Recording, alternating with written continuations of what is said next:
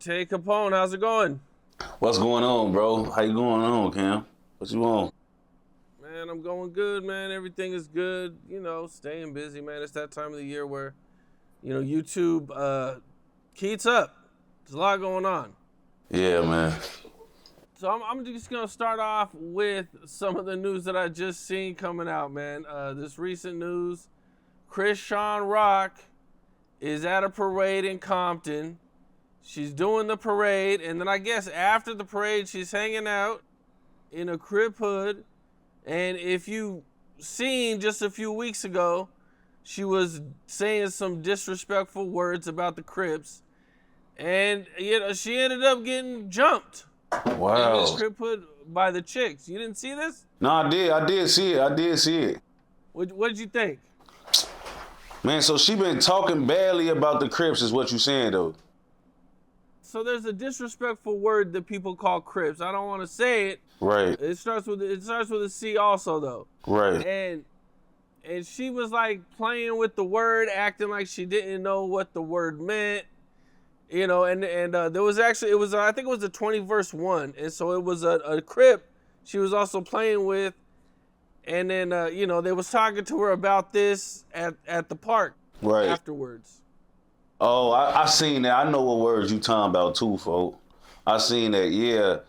I ain't gonna lie, man. Like, I respect the Christian Rock because it kind of looked like she held her own or something from what I seen, but I don't know, man. That's why, like, I just be even with me, like, like I do my little content and I troll and I say my funny stuff for, a lot Cam and will not do my content, bro. But I'm always like careful with like the disrespect part, man. You know what I'm saying? Because like I just understand how a lot of people, man, that's their life, man. Like, you know what I'm saying? And the girl that started it with her doesn't even look like she was young. Like she old. She probably like that shit probably run through her veins, bro. Probably a Crip from 5, 6 generations or some shit. You know what I'm saying? Like you it's like so when you do shit like that, bro, even in the sake of content, bro, you just gotta be careful, man, because when you a name like Christian Rock, everybody is watching, bro, and everybody don't play those games or play like that. You know what I'm saying? To say the least, bro. So, I mean, I feel like she just like I don't know, maybe. And if this another thing that be crazy with content, bro, is because people do so much content and say so much shit. I don't even know if it clicked to Christian that like that shit like was in the back of a lot of people's minds. Like, did you say that on that 20 versus 1, 2, 3 months ago? Like, whenever that 20, like it probably didn't even click in her mind how like hot she was at that point in time or how much in danger her life was in that moment, folks. Because what she said a few months ago or a month ago, whenever that 20 versus 1 is. So like I don't know, man. Like I feel like people got to be careful, man. Like I ain't gonna lie. That's why, like even with me, bro, I made a whole like since my younger days, bro. Like I always try to keep it respectful to a degree. Like I get my laughs off. I turn a lot of traumatic and crazy shit into a joke, but I keep it on the funnier, lighter side more than like really like calling people names or saying shit about people that's like really just could be considered like on all phases disrespectful. You know what I'm saying? Because people will go crazy. They'll fight, shoot, and kill about that type of shit, man. You know what I'm saying? Yeah, yeah. Man, I don't remember who I told this to before, man, but I was telling somebody like Tay is probably like the best at being able to talk about something without actually being disrespectful and Yeah. still making it good. Like Yeah. it's like this crazy, like not too many people can really pull it off. Yeah. You know what I'm saying? Like a lot of dudes on the internet, they gotta go wild or they gotta go this direction. But Tay somehow is just able to do it, man. Like Yeah. it's pretty dope, man. Yeah. I take pride in that, man, because like I understand, bro. Like, first of all, like how far and how much my word carry, man. Like, and how many people will see what I say.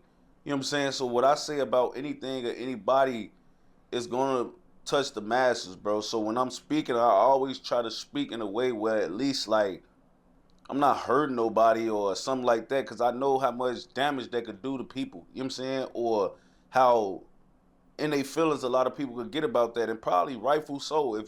Rightfully so, if you being disrespectful when you talking, you know what I'm saying. So it's a way to go about everything. Sometimes it ain't what you do, it's how you do it, and I believe that. So I try to keep everything kosher when I'm talking about a lot of shit, bro, and still get my in-depth analysis or like reaction, like when we talking and shit. No, I hear that. I hear that. Well, we're staying on the subject of jumping. Bobby Shmurda gets jumped in the club. Man, bro. I seen that too. But so now what's the backstory with that one though, Cam? Because now I get the Krishan Rock one. What is you get jumped in Minnesota, bro? Like, what was that about? You know what I'm saying? Do we have the backstory on that? Or is just not to even be, you know what I'm saying?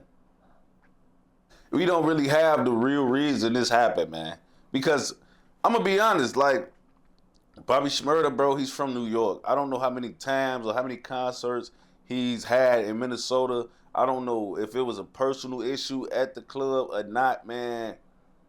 So I'm not even gonna like say what like the who right or wrong, but I do probably just want to speak on just like being a public figure is dangerous in 2025, man. Like y'all don't even understand, bro. Like people will really do shit to you just because of who you are, man. Or like the chance at a viral moment for the shit. You know what I'm saying? Like, cause bro, I ain't gonna lie, for the most part, it don't seem like Bobby Shmurda really like does anything to anybody. You know what I'm saying? Like I don't really see him offending people. He always smiling and dancing and doing his little thing and shit, folks. So I don't really know what the back history was, so I ain't gonna speak on that part. But it is dangerous being a public figure or like having some type of name or fame in these years, man. Because like I was just telling one of my peoples this, man. They was arguing on the internet on Facebook all week long, man. And I'm talking about every dirty secret and terrible thing that they been a part of in the last 5 years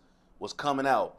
And the person kept indulging in it. And I'm like, bro, like I sat down with the person like, man, why is you steady like talking about your business on this social media, man, arguing and putting this and that out, like volunteering information nobody, like Batman couldn't have beat out of me some of the shit you saying right now. Like, you know what I'm saying? Yeah, but nah, like he told me, he said, man, cause Facebook pay. So as long as Facebook paying, I don't give a what I'm going viral about. I could be on this bitch going viral for a trend or like like my girl cheating on me with my big brother. He didn't give a what the he was saying on that bitch because he really didn't. He at this point he getting paid for it. So every time he get engagements and shares and likes and comments, he eating.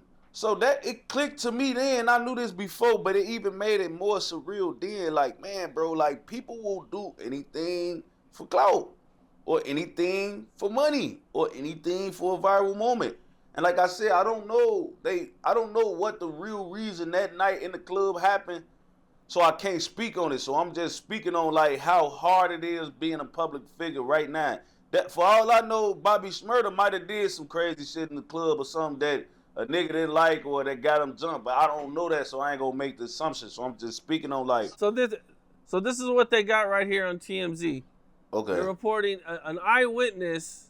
TMZ is reporting that an eyewitness says somebody threw a bottle at Bobby and yelled "F Bobby Shmurda," and Bobby Shmurda apparently yelled some stuff back at the disrespectful fan and even told the fan that he'd kill him if he tried something again. And I guess that's when the gloves came off and a bunch of dudes rushed the stage. See, I mean, when I hear that, it's kind of like I was right, bro. Cause like, why you even like why pay money to come in here or like spend money somewhere where to go like to be around people or a guy you don't like? Like that's like when you go to a concert and do that. Like what the man? You bought a ticket and came into this event and bought food and did all type of shit just to do this. Like what? Like you could have kept your money, bro. You know what I'm saying? Like you ain't gotta come nowhere where you don't like gonna be or artist you don't rock with or for whatever reason, bro. You could have just kept your bread, stayed home with your kids, or You could have did whatever else you wanted to do, but you probably, I guess it sounded like he like Bobby Shmurda already. So you said, I'm gonna go out, leave out my house, and I'm gonna go dot my dough and risk going to jail. You know, everybody got guns, drugs on the risk going to jail or getting killed just to disrespect the nigga at a concert like an artist, bro. Like, it don't really be worth it. Like, a lot of shit, man, people go through real extents to really, like, be crazy, bro. And that's why I say back to just, it's crazy being a public figure or, like, any type of having fame, name, clout in 2025, bro, because you have people crash out on you, don't even know why. I ain't never met them in person, bro. You know what I'm saying? It's different. It's different. Yeah, that is pretty crazy going to somebody's concert just to disrespect them. Yeah, like, what the, you know? Like, you gonna pay? I do something better with your money, man. Yeah, like, damn, you spent bread, probably bought a bottle. The bottle he threw at Bobby Shmurda, he probably bought that. Like, them high as hell in the club or in the bar, wherever the y'all was at. Them bitches ain't $50, $40 like they is at the liquor store on the street. You paying 5 times, 6 times as much money for this same bottle in the club or at a venue, and you throwing it at this. Bro, that bottle was probably $300 you threw at him, bro. You know what I'm saying? You could have kept that. Oh, bro. For sure, for sure. Well, 21 Savage just recently did an interview.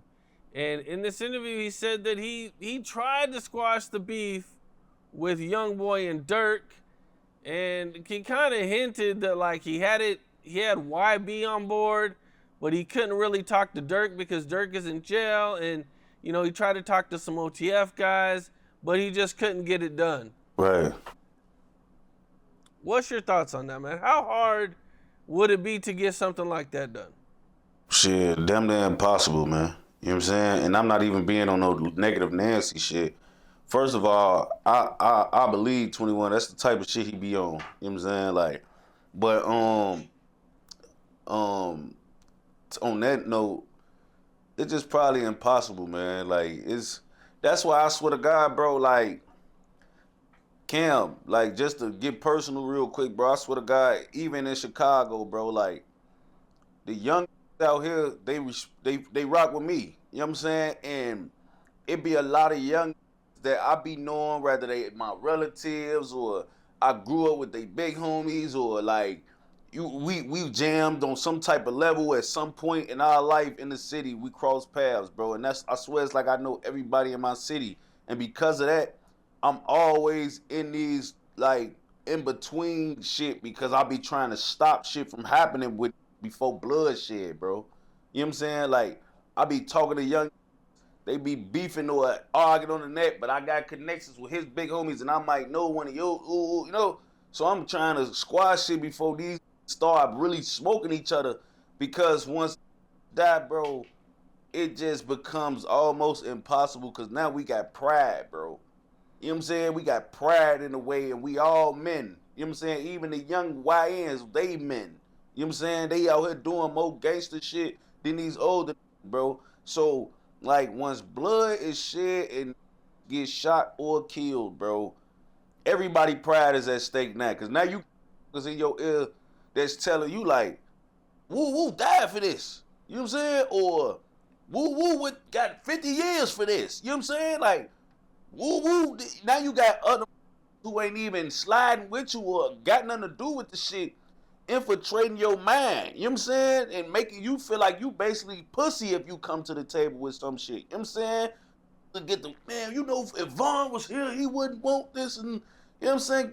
Getting in heads and all that shit, bro. You know what I'm saying? Like, so it be almost impossible with that type of shit, bro. I swear to God. Like, I remember one time, gang, long story short, nigga, I had gotten a bang out with it, bro. Like, me and my mans got in a bang out with him and his mans on bro over some, it wasn't even no street shit because our hoods went into it. It was like some just spur of the moment ass shit that happened right before that. Folks got on his ass. Folk got on, one of his mans got on folks' ass. I got on his man's ass. Now we just having a bang out on 67, folks. You know what I'm saying? And the next day, we got on the phone, folks. You know what I'm saying? And we was like, man, look, gang, that shit wasn't about none. It didn't even have nothing to do with us. We all jumped the gun. Ain't nobody died. Ain't nobody get shot. We just gonna, we gonna sweep that under the rug. That we ain't gonna carry that around. You know what I'm saying? And that's how easy it be if you everybody at level headed and nobody die or get killed or get shot. But soon as a motherfucker get touched, bro, it become it get totally damn near impossible, bro. Because the motherfucker that got shot ain't gonna go and do it. And if it die, it's gotta be retaliation. And I ain't about to just say, you know what, I shot or killed your man, you can shoot and kill one of my mans. And we even. Like, ain't calling it even now. We back and forth. We bipping now. You know what I'm saying? Like, that's why it's important, bro, to talk, man. You know what I'm saying? Like, I'm learning that, bro. You know what I'm saying? Like, it's important to, like, as men, bro, be sure who you are, bro, to the point where you ain't always gotta feel like you gotta go that route. And I'm not even speaking for nothing that happened with Smirk and Youngboy now. I'm really speaking for men in general. Like, we gotta learn how to talk, bro. You know what I'm saying? Like, when this little shit floating around in the air that don't gotta go to gunplay or don't gotta go to no crazy shit, that could hop on the phone or have a sit down and discuss, folks.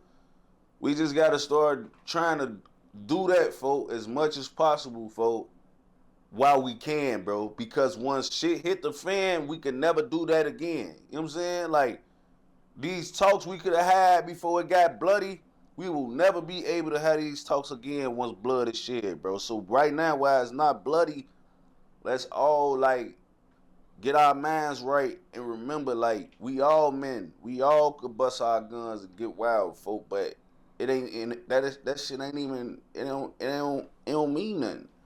You know what I'm saying? Like, we all got rank. We all got stain. We all got pool. We all got plugs. We all got names, and we all got faces, bro. Everybody put their pride to the side and talk, man. You know what I'm saying? Because once the blood is shed and the damage is done, bro, it's a wrap. You know what I'm saying? I done seen it happen, bro. Like, I done seen it happen, gang. Like, I done seen it happen. It be damn near impossible. Now, don't get me wrong. Shit like peace treaties do happen, but that shit rarer than landing on the moon, folks. Like, the peace treaties usually happen after the beef's been going on for like 20, 30 years. yeah, you know what I'm saying? And everybody's tired. Yeah, and then them don't even work because be sneak shooting, killing each other. They be back up. Like, I've been through peace treaties.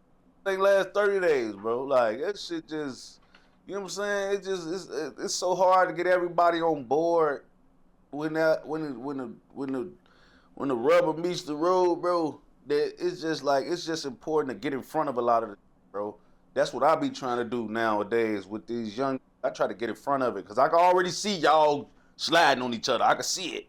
So let me get in front of this shit. Let me hit this line and meet up with them, and you know what I'm saying? Because I don't want it, bro. You know what I'm saying? I don't want that shit on my conscience. I don't like seeing young die even in my city, bro. Like, that shit be weird as hell watching these little rap and do their little thing and get their little notoriety and be on the way, and then they get smoked. Now they just a memory, folk. Like, that shit be weird as hell to me. I ain't even gonna lie, because it's like I'm just seeing you going crazy, shorty. Like, now you became a statistic, folk. That shit be like, it already took me through something when it was my, you know what I'm saying, or my homies, but now as an older, bro, like, I'm gonna be 30, bro. You know what I'm saying? Like, I'll be 30 next November, bro. Like, that shit, watching shorties get murked, I ain't gonna lie, I'm an empath, bro. Like, that, I be empathetic for them a little bit. Like, I don't like it. Like, 18, 17, 16-year-old little getting whacked all over the place,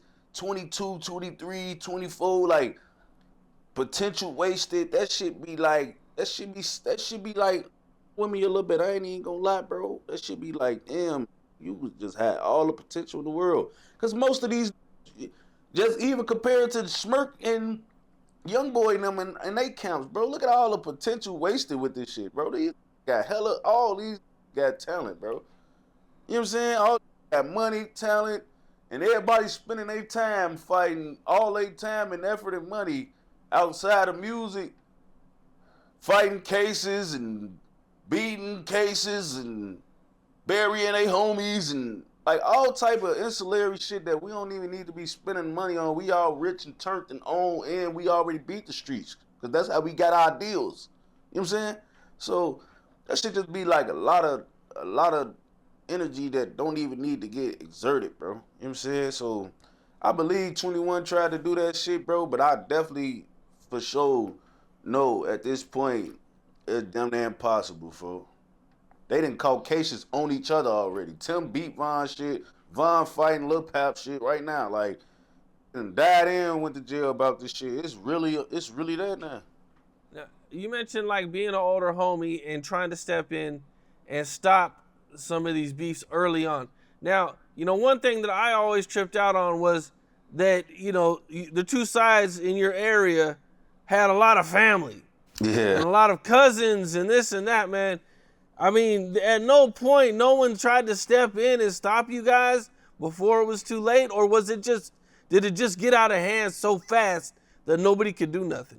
I think it just get out of hand so fast, Kim. You know what I'm saying? Because that's really like what I was just talking about with the last question, bro. That's really how it be though. Like, it don't take no time for beef to really get going, bro, because all it take is for you to slide, it go up. This shit can go up this week, and by this week, multiple be shot, might even be dead. Once it's bloodshed, bro, your most honorable nigga that you look up to won't be able to come tell you to stop, bro. You know what I'm saying? And then you gotta remember, bro, like, when you were young, you romanticize the streets, bro. Like, you romanticize it, you in love with it. Like, when you a YN, all your homies, y'all more than friends, bro. Y'all go to school together. Y'all just, like, real live, bro. Y'all see each other more than if me and you was friends, bro, and we lived in the same city. YN see each other every day. Me and you would be homies, but we adults. We got bills, kids. We don't see each other every day. We probably don't even talk every day. YNs in the streets, bro, that they lose, they see every day. They hoes together, they be on two mans in high school, they go to school every day, they on the block every day. Every day, they see these more than they see their parents, bro. You know what I'm saying? So you whack a man's that's 15, 16 years old, bro, you just whacked his everyday, his crime partner, his 7 days a week he see this, bro. This is these he be with. This is his life. You know what I'm saying? Taking shit like that, and then they ain't even at the point, bro, where they lost so many that they numb to it. These really at 16, 17, 15, when it whack your mans, you gonna cry. You gonna cry bad. You gonna cry hard. You gonna cry ugly. On Steve, like, you gonna cry so bad, folk, when you that young, you ain't numb yet. You ain't lost 30 dead homies yet. You know what I'm saying? You ain't used to this. This your first, second, third dead homie getting killed. Man, you gonna cry so hard about that shit, and all you gonna see is red after you done, bro. It's gonna be over with, bro. Like, it's not gonna be no telling no who just got his right, like just to make it personal.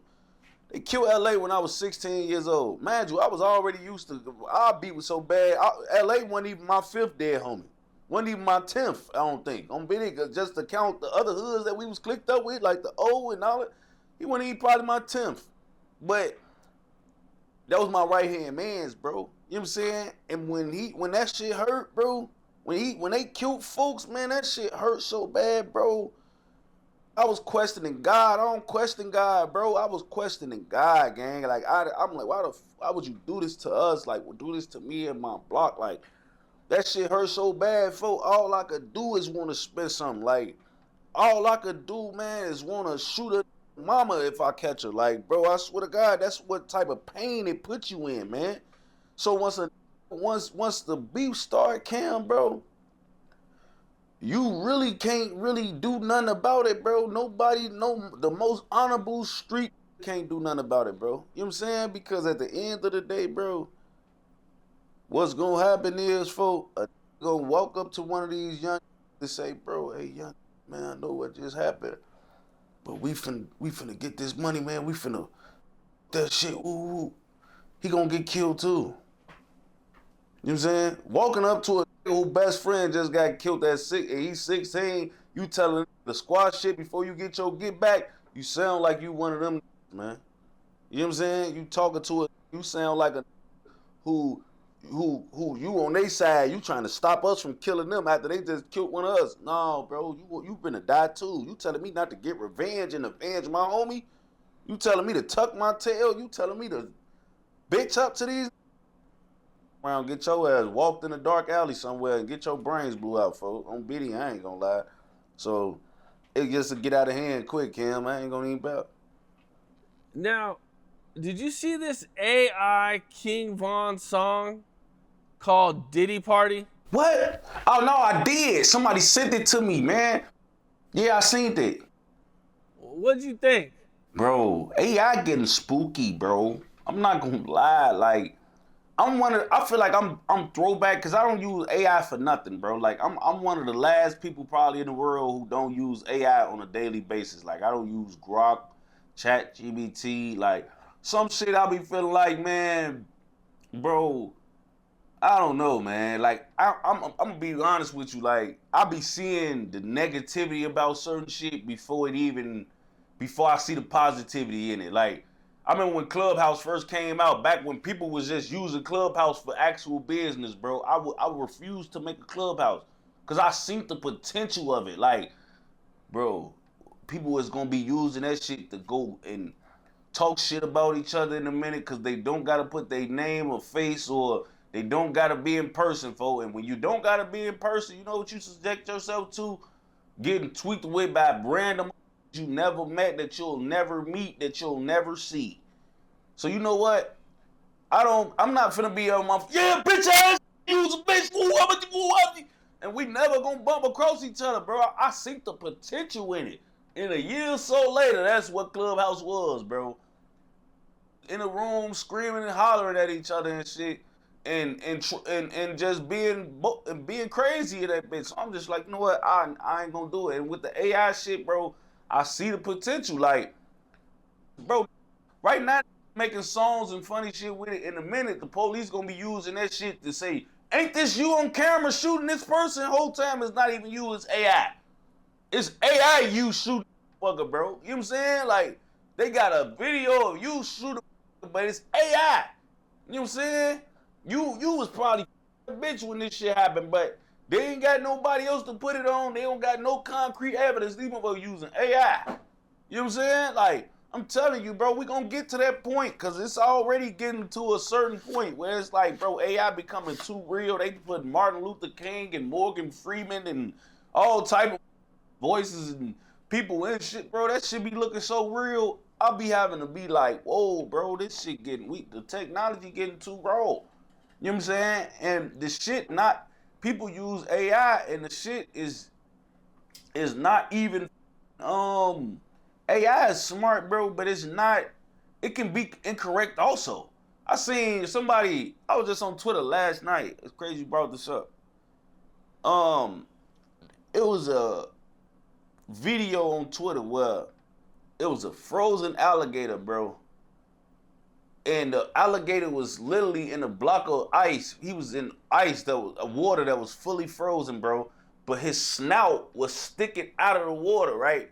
Because apparently alligators can be in frozen ice, but as long as they keep their snouts, the tip of their snouts out of the water, they can stay alive and they can breathe even if the ice is fully frozen that they in.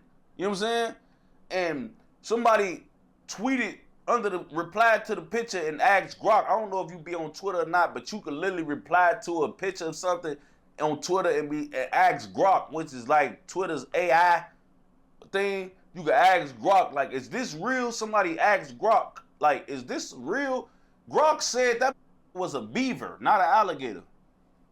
Mind you, bro, this an alligator like a, bro, like, this is not a beaver, bro. Grok said it was a beaver, it's not an alligator. And everybody was replying to Grok like, they was trolling Grok like this the most mutated Bieber I ever seen in my life. You know what I'm saying? Like, bro, I swear to God, it was crazy. And I was looking at that shit last night like, wow, AI did a lot of good things, but AI is not incapable of being incorrect. Did you think the song was good? Yeah, I Did you thought like the song was good, bro. That's why I say it's scary because Von, mannerisms, I think if Von was alive to make that exact song, that's how he would have made it, bro.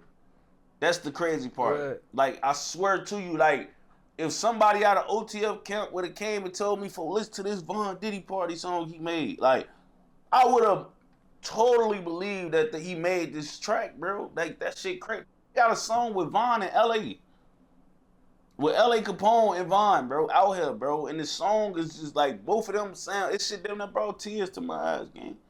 That shit just, it's scary as hell. Like, it's really spooky, folks. That shit crazy. I did see it, though, for sure. And I mean, all the comments on there, I mean, they love the song. Yeah. Everybody loves it. I mean, it had 1 million views, then it got taken down, and now it's at like almost 500,000 views, man. Like, it's like this viral song that the AI and the voice sounds just like him. It's crazy, man. Like, yes, it is. Man.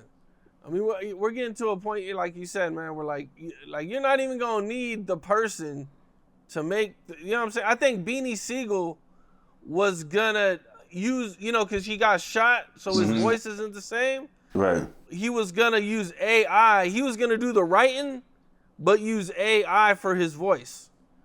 See, that's spooky, bro, because artists shouldn't even play those games. Like, it's one thing when people do it randoms, but you actually submitting yourself and like letting AI become like, bro, you know they doing AI artists, like people who like not even real. The number one country song right now is AI. See, like, and bro, in a minute they not gonna need to pay. All these people getting record deals in a minute, they gonna stop that. Cause what the fuck I'm paying you for when I got an AI that can go and do this, make that song, make that track, put this out. I don't gotta cut you a $3 million check. I don't gotta sign and pay you advance money and all that. All I gotta do is and come out with this AI shit, and all we can do is just keep getting revenue in without putting too much out. You know what I'm saying? Like, people are literally, bro, gonna be, I feel like at a point where I'm like when I'm old as a grandfather or something, I feel like a lot of people's jobs that they used to have is gonna be AI.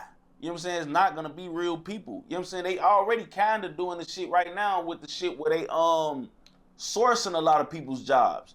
People that used to have a job, they say you because you want to make this amount of money. We gonna give it to somebody in India that'll make a fourth of what they don't give a about making a fourth of what we paying you. You know what I'm saying? And we gonna pay them.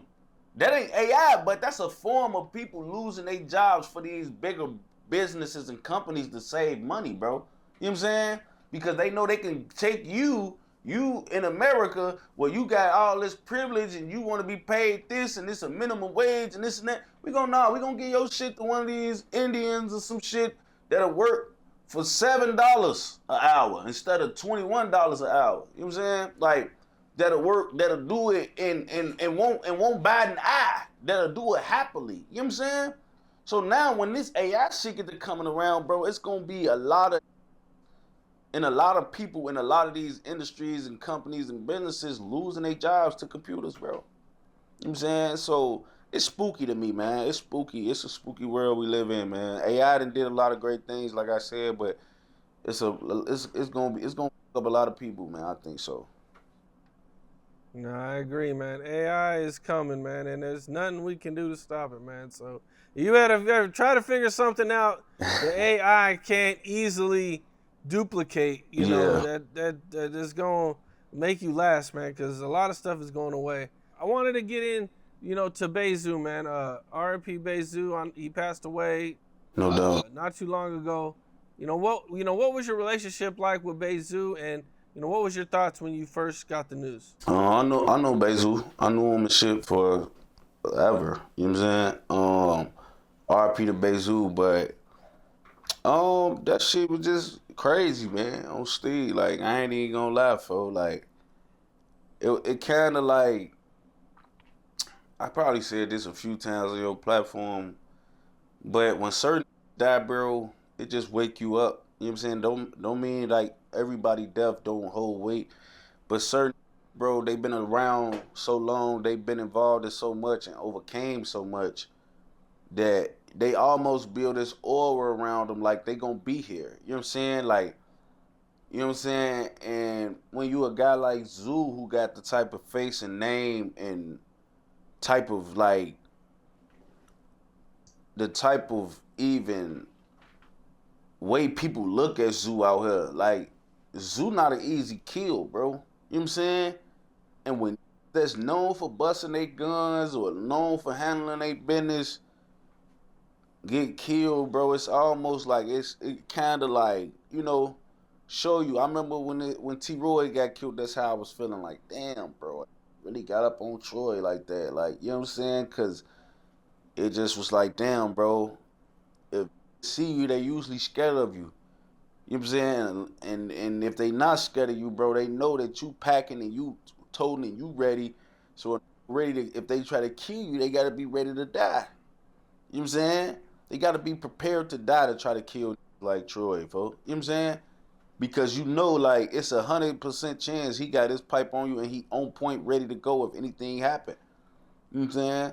So when that shit happened to Zoo, it was kind of like, damn, like man, like this shit real, bro. It don't matter who you is or what you known for doing out here, man. Like out here doing that same shit and they I guess they ready to kill or die about whatever they trying to do. Cause it's crazy, for like them type of folk when you last that long, folk, it's almost give you the illusion that you got the key to this shit. Like you know how to move, you know how to you know where to go, you know how to move, and that's why you still here. You know what I'm saying? So when people make it to their mid-30s, I said this about Damo too, like when people make it in their mid-30s, bro, I be feeling like, man, like y'all supposed to be here. Y'all supposed to be the survivors, man. You know what I'm saying? Because everybody, not saying that older don't die, bro, but a lot of the majority of everybody in these beefs died younger than 25. You know what I'm saying? So when you make it an extra, and that's a lot of that died 25, a lot of most of these died as teenagers, bro. You know what I'm saying? Man, for them, man, half my dead homies from my hood died before I was ever even 18 years old, bro. You know what I'm saying? So when you make it to your mid-30s, bro, you didn't double your street life expectancy. You know what I'm saying? So in my man, I be feeling like them type of is supposed to be here and they gonna be here. Them gonna be the ones that outlive all of this shit. And when you see that type of shit happen, it be like, damn, bro, like this shit really out here for everybody. Well, after he passed away, man, a guy from 051 leaked a phone call from Zoo, and they're accusing Zoo of dissing O Block and Lamron. And in the audio, he says that they don't really hang on O Block or Lamron. They only f with certain dudes like Vaughn and Durk. Right. Um. Yeah, I seen that, man. But I ain't gonna lie, man. Like, I ain't gonna hold that against Zoo. Like, you know how people talk, bro. Like one thing, I even had to learn that with the thug jail calls conversations, bro. Like, how everybody do this, bro. Like, you know what I'm saying? When you in the heat of the moment, or when you doing like everybody, when you talking to people and you don't ever expect this shit to get out, or not even get out, but when you talking to people and you think you talking in private, bro, you talk different. We all do. You know what I'm saying? Like certain feelings will be said that you probably wouldn't say out loud, not out of fear, but out of just like, know what it is, or ain't don't need to what's understood ain't gotta be explained. You know what I'm saying? Or maybe for all we know, Driller was probably in that bitch trolling and bringing up names and making Zoo trying to make Zoo look bad, and Zoo was probably telling his ass like, bro, I don't the you bringing up ain't all my, or I don't with doing them like that. Like, you know what I'm saying? Like, you trying to make these be on my name and make me look bad because whatever happened to such and such, bro. I don't jam with all these. You know what I'm saying? That's probably what the conversation really was. Like, They probably was woofing at each other. Driller probably told them, "Oh yeah, woo woo, y'all been getting patched. Woo woo woo. You see, woo woo dropped him. Woo woo dropped him. Woo woo dropped him." He like, "Nigga, we don't claim them, or I don't get no about them, or cause that's what it seemed like. Cause he said some shit about certain like only a few from his hood died that he really like that he look at his points, folks. So you know, I don't hold that against Zoo, folks. You know how everybody talk a little different when you talking behind closed doors, or when you just like when you talking in private to somebody. You know what I'm saying? Like if Zoo was allowed to record a bunch of Driller responses, Driller probably talking the same way in that bitch. We'll never know. You know what I'm saying? Driller probably was talking the same way, for all we know. Cause they ain't talking in private. Motherfucker ain't thinking this shit finna hit the internet.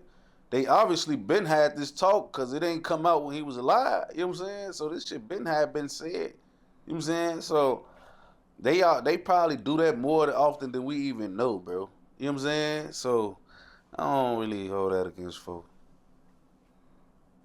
Well, Little Durk's trial is going to be starting soon, and there's no doubt that everybody's going to be tuned in. What's your thoughts on the up and coming trial, man? Do you have any predictions? What are you thinking about it? What's your thoughts on it?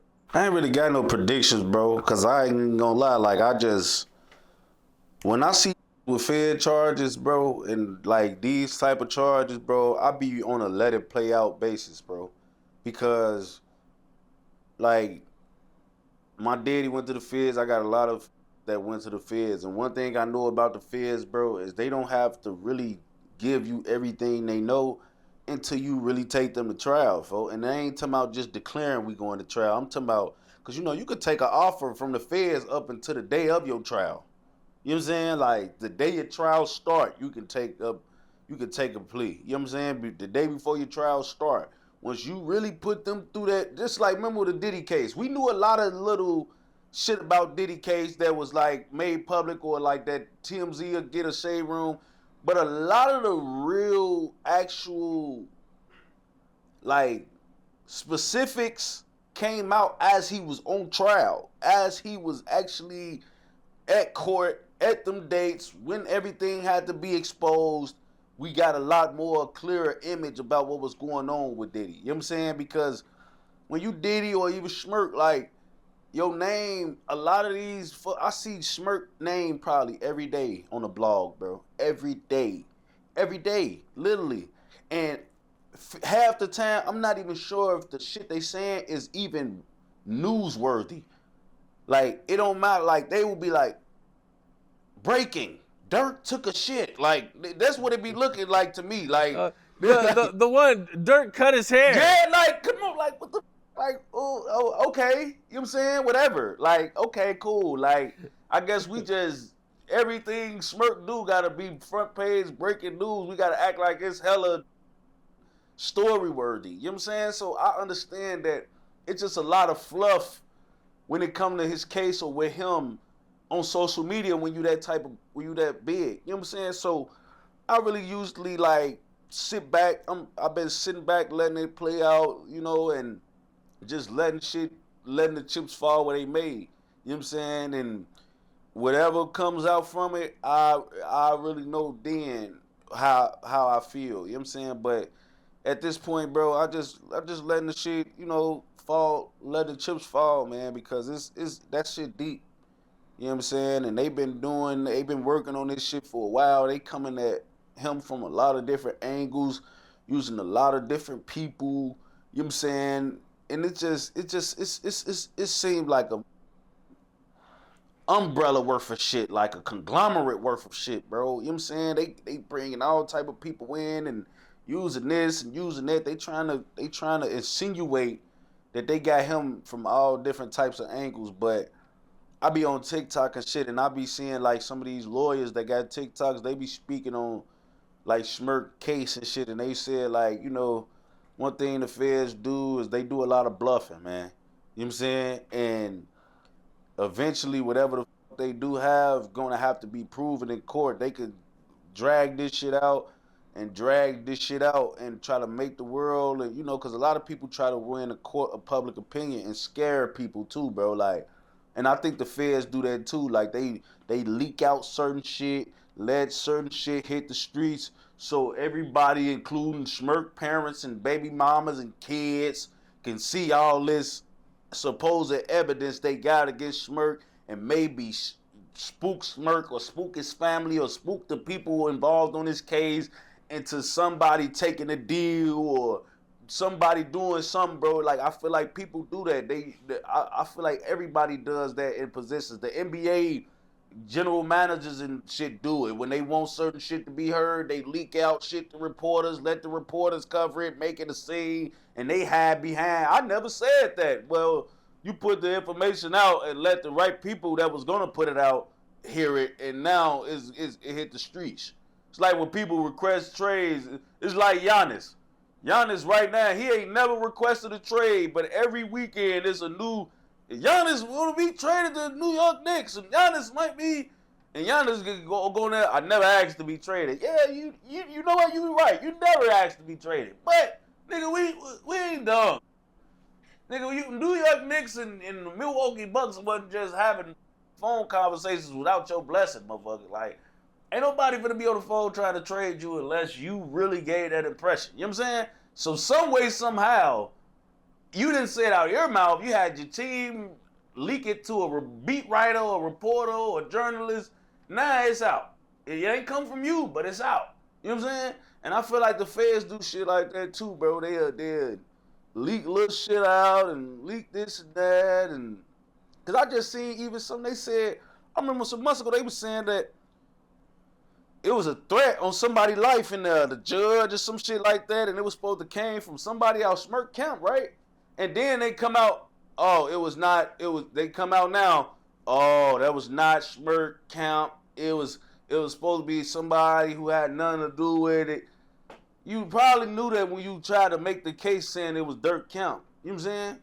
But you doing this bullshit because you trying to mucky the waters up, bro. You know what I'm saying? That's why I say I don't get involved in all that, bro. For them, I'm just sitting back, letting it play out, because they playing games, and it's a lot of people that report about Smirk that they say a lot of like shit that really don't even be newsworthy. So I'm just waiting. This right here was some kind of wild news that I seen, man. And Bloodhound Q50 linked up with YGF Fatso's baby's mom and actually posted their kid to his IG. Oh, what do you think? I think I seen a post, or I think I seen you comment on that. I ain't gonna lie, bro. That shit was sad to me, man. And the only reason I'll say it was sad for is because, like, I don't know, man. I feel like a lot of people react off emotion, bro, and they don't even know how much they gonna regret certain shit later. And I'm in that position. I'm pertaining to Fesso BM, because like Fesso, for like, one thing I know for about him is like he loves his daughter, gang. And that's one of the only ways any man that love their kids you can get to that man, or emotionally or even physically. Like, you know where your daughter lay their head at, they might know where you lay your head at. Might not be here at night, but you might be there a night. You might be there once a month, but shit, that's one place I probably could catch you at eventually. And like, I've just thought it was a up situation, bro, because first of all, like, that shit had my little cousin on there getting trolled, and I'm not even talking about Fesso. I'm talking about his daughter, bro. Like, people was on Facebook even talking, like, cracking jokes about my little cousin. Like, they was cracking jokes about her. You know, everybody got to make a joke on Facebook about it. So they was cracking jokes about my little cousin, my aunties and my cousins and my sisters was getting mad about all that shit. Like, and it just was a whole bunch of extra stress came from the shit. But if I could say one thing to Fesso BM, man, because I've been, since the smoke done cleared from that shit, bro, I've been like seeing her responses for, and like, about the situation, and I swear to God, I know 100% for sure she regret that shit, bro. She regretted. Like, she regretted wholeheartedly. I could hear it in her voice when she speak about it. Like, she regretted. She regret the reaction. She regret, like, everything that came from this situation. Putting her daughter, you know, as a parent, bro, we all supposed to protect our kids, whether it's from the from be it from bullying or social media scrutiny to just like real life situations. We supposed to be there for our kids and protect them. We're not supposed to subject our kids to pain, hurt, drama, bullying, or being talked about. We're not supposed to subject our kids to that, bro. So I know as a mother, when she seen the reaction of how people was even playing with her daughter because of that shit, I know that hurt her. On top of all of the backlash she got as a person from doing that shit. And that's why all I would tell her is this, man. Like, I hope you learn from this situation and apply it to everything in your life, not just when it come to or move in a certain way when it come to your BD. It's about literally knowing I cannot afford to react off emotion in life, period. Because when you react off emotion, bro, that shit have you doing shit that as soon as you calm down, you gonna know you was wrong for doing, or you gonna know that's bogus. When you in your feelings, you wearing your heart on your sleeve, you moving off emotion, bro, you be doing shit, bro, that won't even make sense to you once you calm down. Like, man, what the was I thinking? You know what I'm saying? Like, so I know she regret this shit, bro, but just remember this. Apply that to everything else in your life, bro. Soon as you want to just do something quick off emotion, not thinking straight, calm down, get yourself together, think about what you finna do before you react, bro. Because you can literally apply that to anything in your life, man. Up you have to learn this way, but just use this as a stepping stone to become a better person and a better mom and a better woman, fool. You know what I'm saying? I ain't gonna talk bad about her or nothing, fool. You know what I'm saying? I just want people, when people make them type of big ass mistakes, bro, it's important you learn from that shit, man. Don't go through shit like that and do shit like that and it be all for no reason. You know what I'm saying? Like, make that shit mean something, bro. You know what I'm saying? You went through a lot of trials and tribulations doing that shit, bro. You know what I'm saying? And subjected yourself to a lot of shade and scrutiny. Learn from that shit. Because one thing for sure, bro, that shit, man, like, That kid someday is gonna gonna grow see up that, bro, and find this story. Yes, bro. And then it's like, you gotta think, man, like, when you have a kid by somebody, bro, like, and don't get me wrong, there's some real deadbeat mamas and daddies out here who, like, the parent that's doing good, they manage to just say them entirely. But when you got two parents that's trying to be there for their kid that they made together, bro, y'all is family, gang.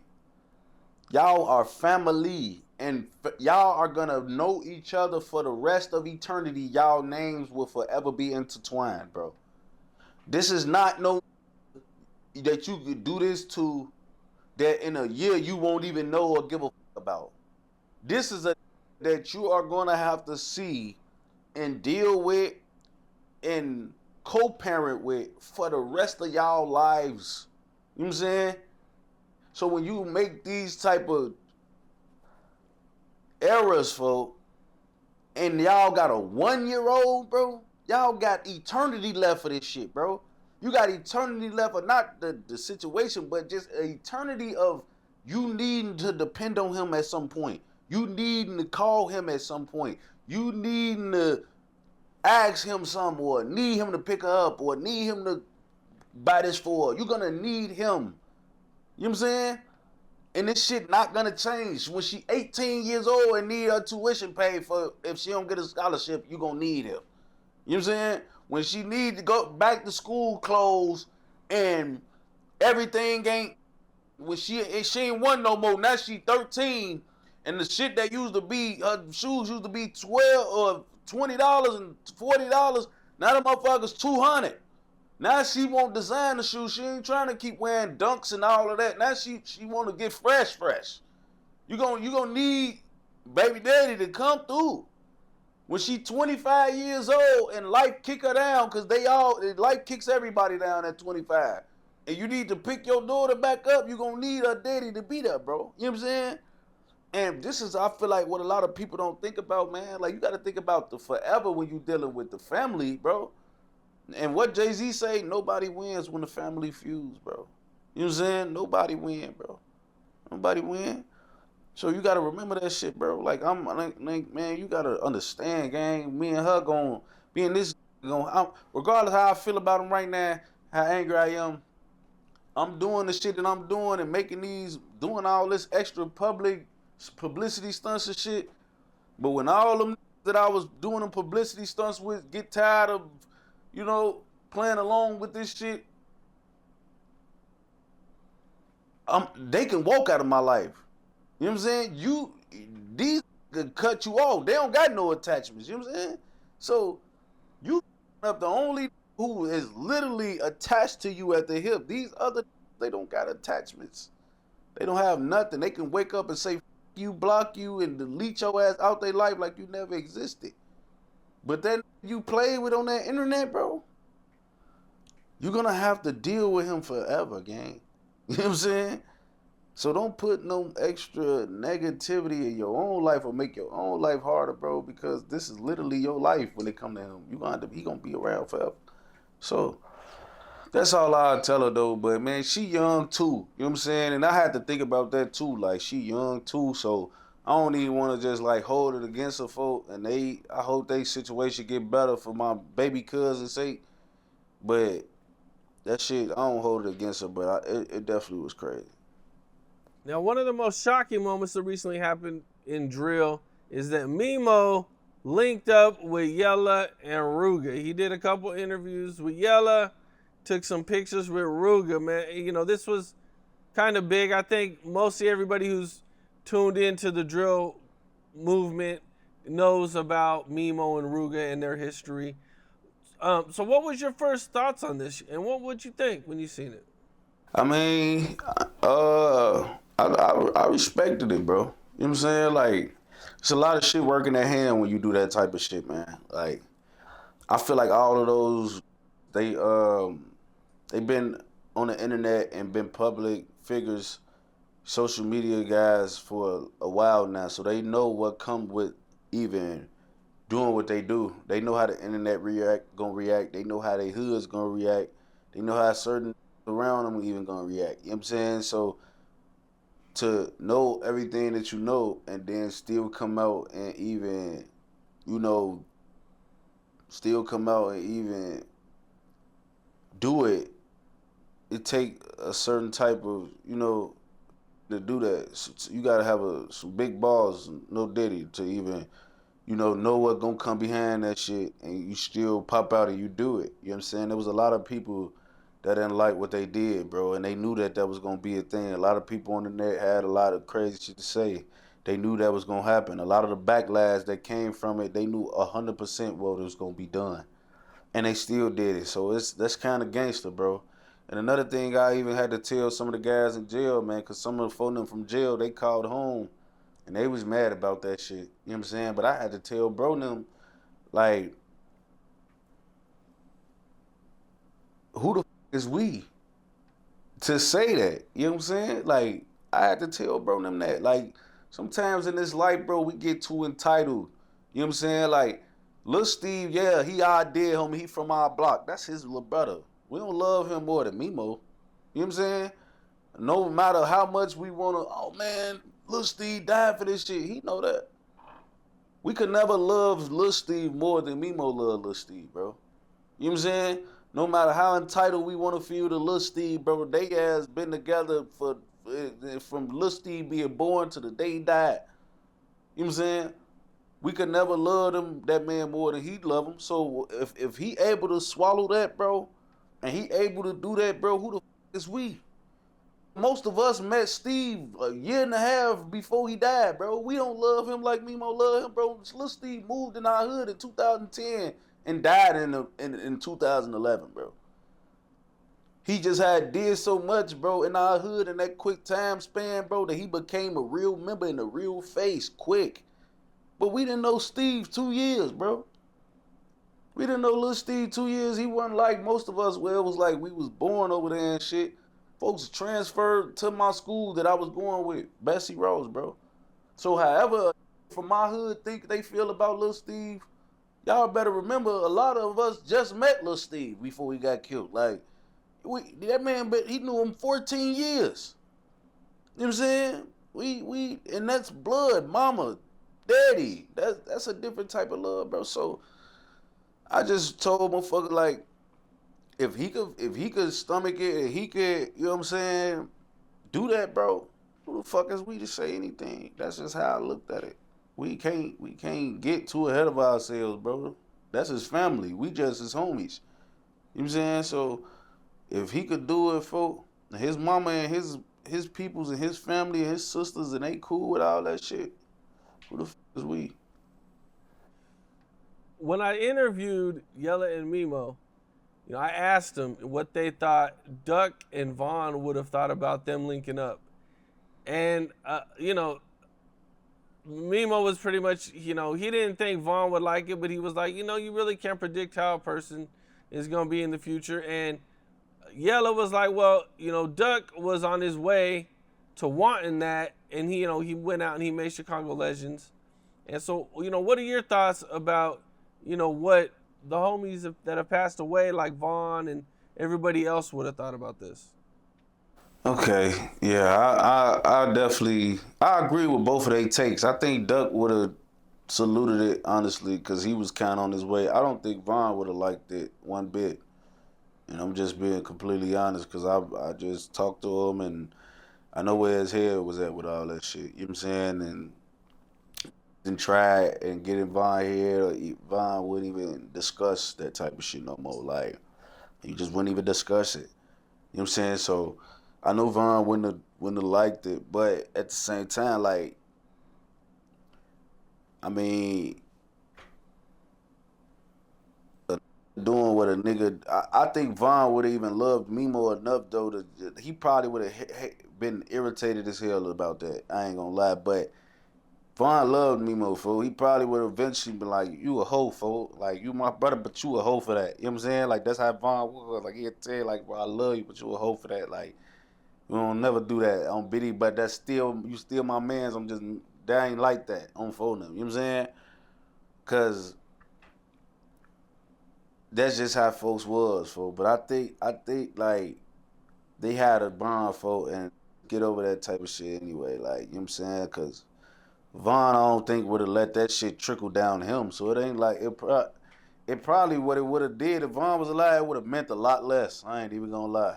It would have meant a lot less because Vaughn would have basically made sure everybody knew that was just Mimo and Ruger. Like that ain't the BDs and the GDs. That ain't none of that. That's Mimo and Ruger settling their own differences, which I think is still even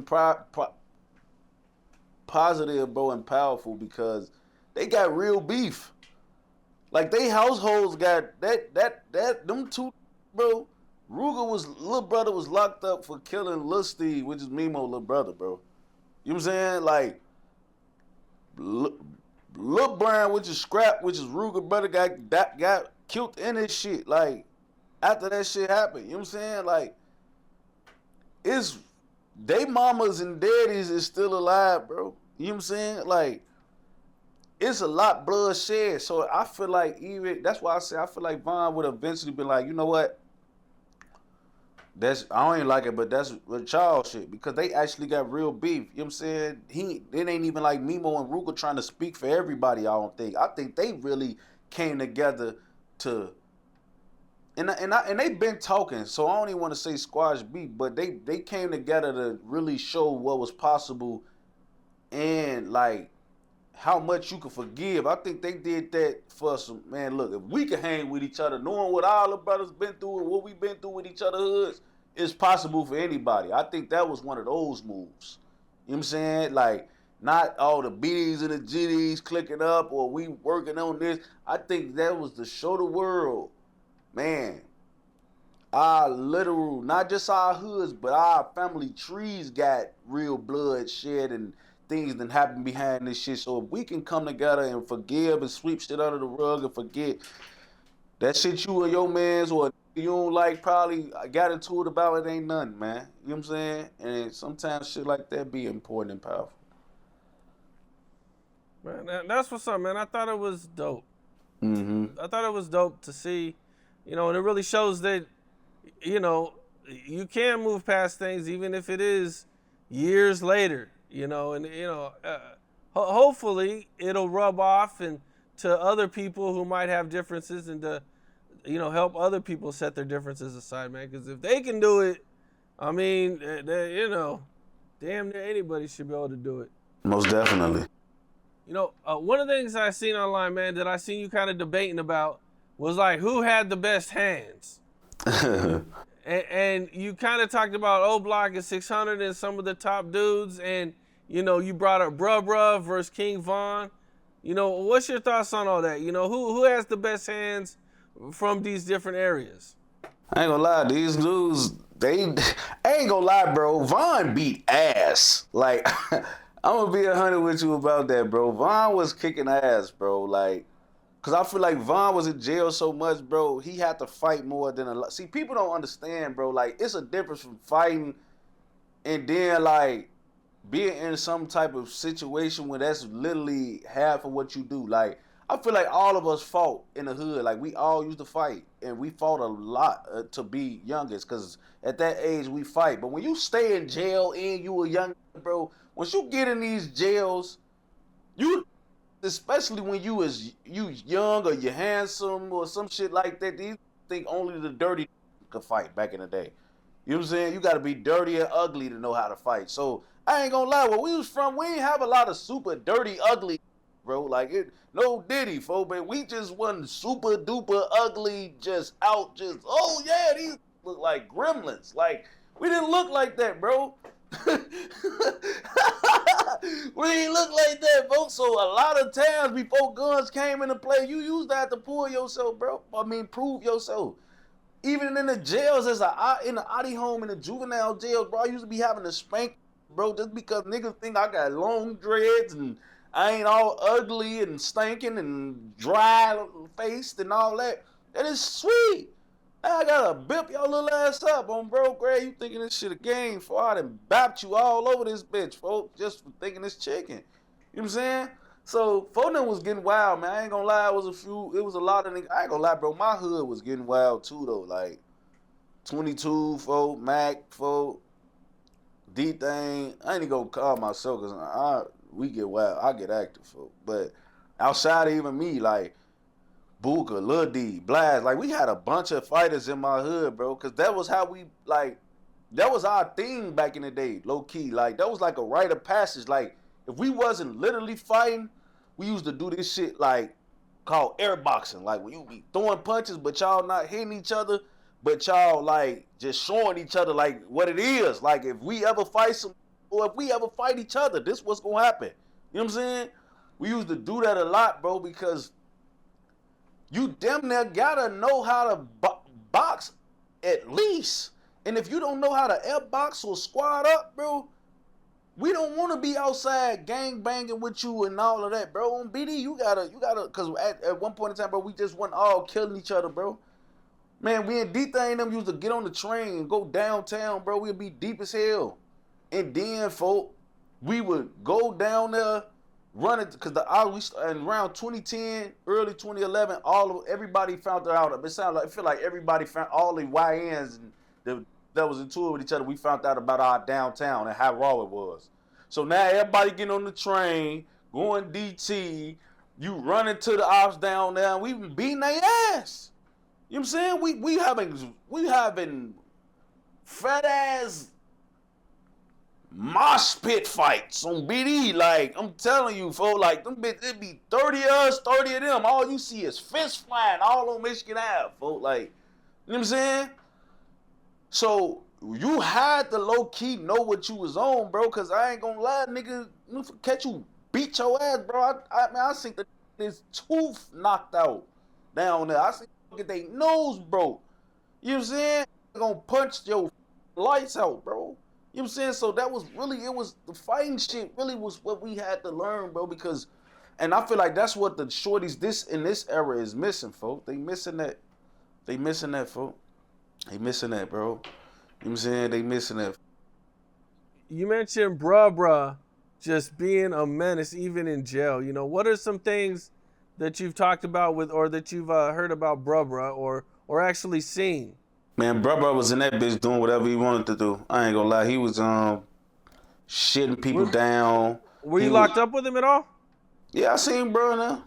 I seen bro. I wasn't locked up with him because bro was all right. When I came in the county, bro was already sentenced for the shit that he was in jail for. Bro was fighting multiple charges. You know what I'm saying? So he was fighting. He had already got sentenced for the shit, but he was coming back and forth from prison to the Cook County Jail on court writs, folks, because he had other open cases. So he'll be in the county for 2, 3, 4 months or some shit like that, go back to the joint, you know what I'm saying, come back on his next court date, you know what I'm saying, come back on his court date.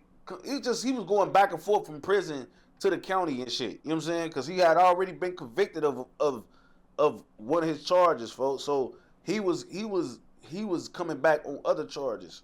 So I see him in that bitch walking past or some weird gang bang, you know what I'm saying? Or he'll say something, hey, what up, whoa? Because he hadn't saw me since I was a shorty. You know, them the guy booked it. What they went to jail in 2012, folks, you know what I'm saying? So, he ain't seen me in 13 years. Or at that time, be like 10 years or some shit, you know what I'm saying? So, or less than that. But it was a long time bro had saw me, folks. So I see him in that bitch, but like just hearing about what he was doing in that bitch, bro done beat ass. Bro like 200 and 0 in that bitch on not getting jump fights. I'm talking about just straight up one-on-one. He like 200 and 0. Ain't nobody whooped bro in the county. Then he do all type of shit. He kidnapping folk, you know what I'm saying, in that bitch, shitting people down, getting I swear to God, I remember one time, G, I was in the county, and this bruh got the whole compound locked down, bro. I'm talking about not just his division, not just his deck, folk, but the whole Cook County jail. And mind you, bro, it's like probably like 12 divisions, bro. You know what I'm saying? And the division, for the people that don't understand, is a building. Like, what building you in? You in Division 1, you in Division 2, you in Division 3, you in Division 4, 5, whatever. You know what I'm saying? And all of these, depending on what you in jail for, is depending on which divisions you will go to for. So he all the way in Division 9 and 10, because that's where the max go, and some C-pods in Division 11. But he all the way in 10, but the shit he doing, they locked down 1, 2, 3, 4, 5. Well, 1 ain't open no more, but they lock it down 2, 3, 4, 5, 6, 7, 8, 9, 10, 11, and 12. They lock it down 1, 2, 3, 4, 5, 6, 7, 8, 9, 10, 11, 12. They just lock it up all them bitches on for them. And imagine, this was on a day where I had visits, folks. This is my visit day. And this was when I was getting 1 visit day a year, folks. A 1 visit day a week. I ain't get to like everybody, all the other divisions, bro. The division I was in, folks, we got 1. So, it's my visit day, bitch. I done waited all week for this shit to happen. And you mean to tell me they done locked this bitch down? We ain't going on no visits because, bro, when they kidnapping somebody in 10, man, that shit had me mad as I almost sent bro a kite, bro. But I knew he wasn't going to be there about time I got there. I knew he was going to stay with his ass somewhere under the jail for when he did that shit. You know what I'm saying? Bro, that shit, he got the whole compound locked down, fool. I ain't gonna lie, fool. He was over there kidnapping, bro. You know what I'm saying? How do you kidnap somebody in jail though? That's Cause crazy. he basically like kidnapping a celly. Like he ain't getting his way in that bitch. And sometimes I'm gonna be honest, I think the celly knew what was going on. I ain't gonna lie. I think this was all a part of the plot sometimes. Like, I don't think he was actually gonna kill the celly or whoever he had, but he was to do certain shit. When they ain't used to want to give him his way, and he got tired of playing with their ass, boy, he straight up kidnapping them. Y'all don't want to do this? His ass finna die. They scared as hell in that bitch. Like, damn, fool, they don't know what to do, bro. They locked the whole shit down and made everything, fool. They made that shit be like, man, bro, like, They made that shit crazy, fool. They made that shit crazy, fool. I ain't even gonna lie, fool. Like, they made that shit hella crazy, fool. Do you think if bruh gets out, like, and tries to rap or does this blog thing, do you think it's gonna be like a easy W for bruh? Like all the wild stories we heard about him and everything else, it would just seem like it would be so easy for him to have a lot of success on the internet. Yeah. I mean, bro, anybody could do this shit. I swear to God, I feel like the BDs as a whole, bro, or people that's from our era, we had an advantage when it come to that. Like, just being able to benefit off whatever the fuck was going on or talk about or, you know, like, we got an advantage, bro. People want to hear our stories or watch us for whatever reasons they're drawn to us, bro. And it's been like that for a lot of, like, years. Like, even when Phone them first came out, like, for whatever reason, people just they rock with us for sure. You know what I'm saying? And bruh, he'll be at an advantage just being from where he from. Were you locked up with anybody famous that we might know? I mean, I wouldn't call him. I mean, probably famous on some, yeah, on some drill shit. Yeah, I was locked in 2016. We all was in jail, bro. Everybody was in jail, bro. Zoo, Rondo, CA, D-Rose, Vine. You know what I'm saying, bruh. Everybody was booked, bro. I ain't even gonna lie. All the faces that you be hearing about now, we was all in jail, bro. Like everybody. So it was a lot of little key was in that bitch with everybody. Like whether I was seeing them at court or on deck with them, I was locked up with Lil Law from THF. You know what I'm saying? And shit like that. We was in that bitch phoning from TYMB. It was a lot of us in there. I ain't gonna lie. What was it like with a zoo in there? Because I think I seen a headline somewhere like he was running his area. Oh, for sure. Because when you go to jail, bro, your name in the streets hold weight. So if you one of them in the streets, you gonna be that in jail, bro. And especially if you got some money, you know what I'm saying? With Zoo got, he always had some papers. He wasn't never like, uh, like missing commissary or no shit like that. So like, he was always straight on the books and shit in there, and he was doing what he was doing. He was crashing out on that bitch. You know, when you in there fighting a murder, you don't really operate like even like me. Like I go to jail and shit, but I'm fighting pipe cases, so I'm in this bitch, but I know I'm gonna reach the crib eventually, sooner or later. These that's in there, bro, with 50, 60, 100 years hanging over their heads, they politic different in jail, bro. They crash out easier. They more like reluctant to keep the peace. They them type of that'll really like do it to you. Vaughn used to even tell me that shit. Like, bro, in jail, when you fight murders and attempt murders and armed hijackers and they offering you 30 years and shit, 40 years, and you operating with that type of shit over your head, bro, you usually always gonna be them is a lot more like aggressive, to say the least. Like them niggas being there overly gang banging, beating ass. That's when savage life come into play that knock you out or spit in your ass. Most of them that do that in the county, all of them is fighting 100 years. You know what I'm saying? 50 years. You know what I'm saying? They ain't got really none else. Like who the fuck cares if the CO come and they put us in SEG? Like, okay, we in SEG, nigga. It ain't like we was going home. You know what I'm saying? Like, who the fuck give a fuck about spending 15 days in SEG? You either gonna be in this part of the jail or that part of the jail. And when you fighting murder, the decks that you own that's not segregation, it's basically segregation because you in your cell 23 hours a day or 22 hours a day.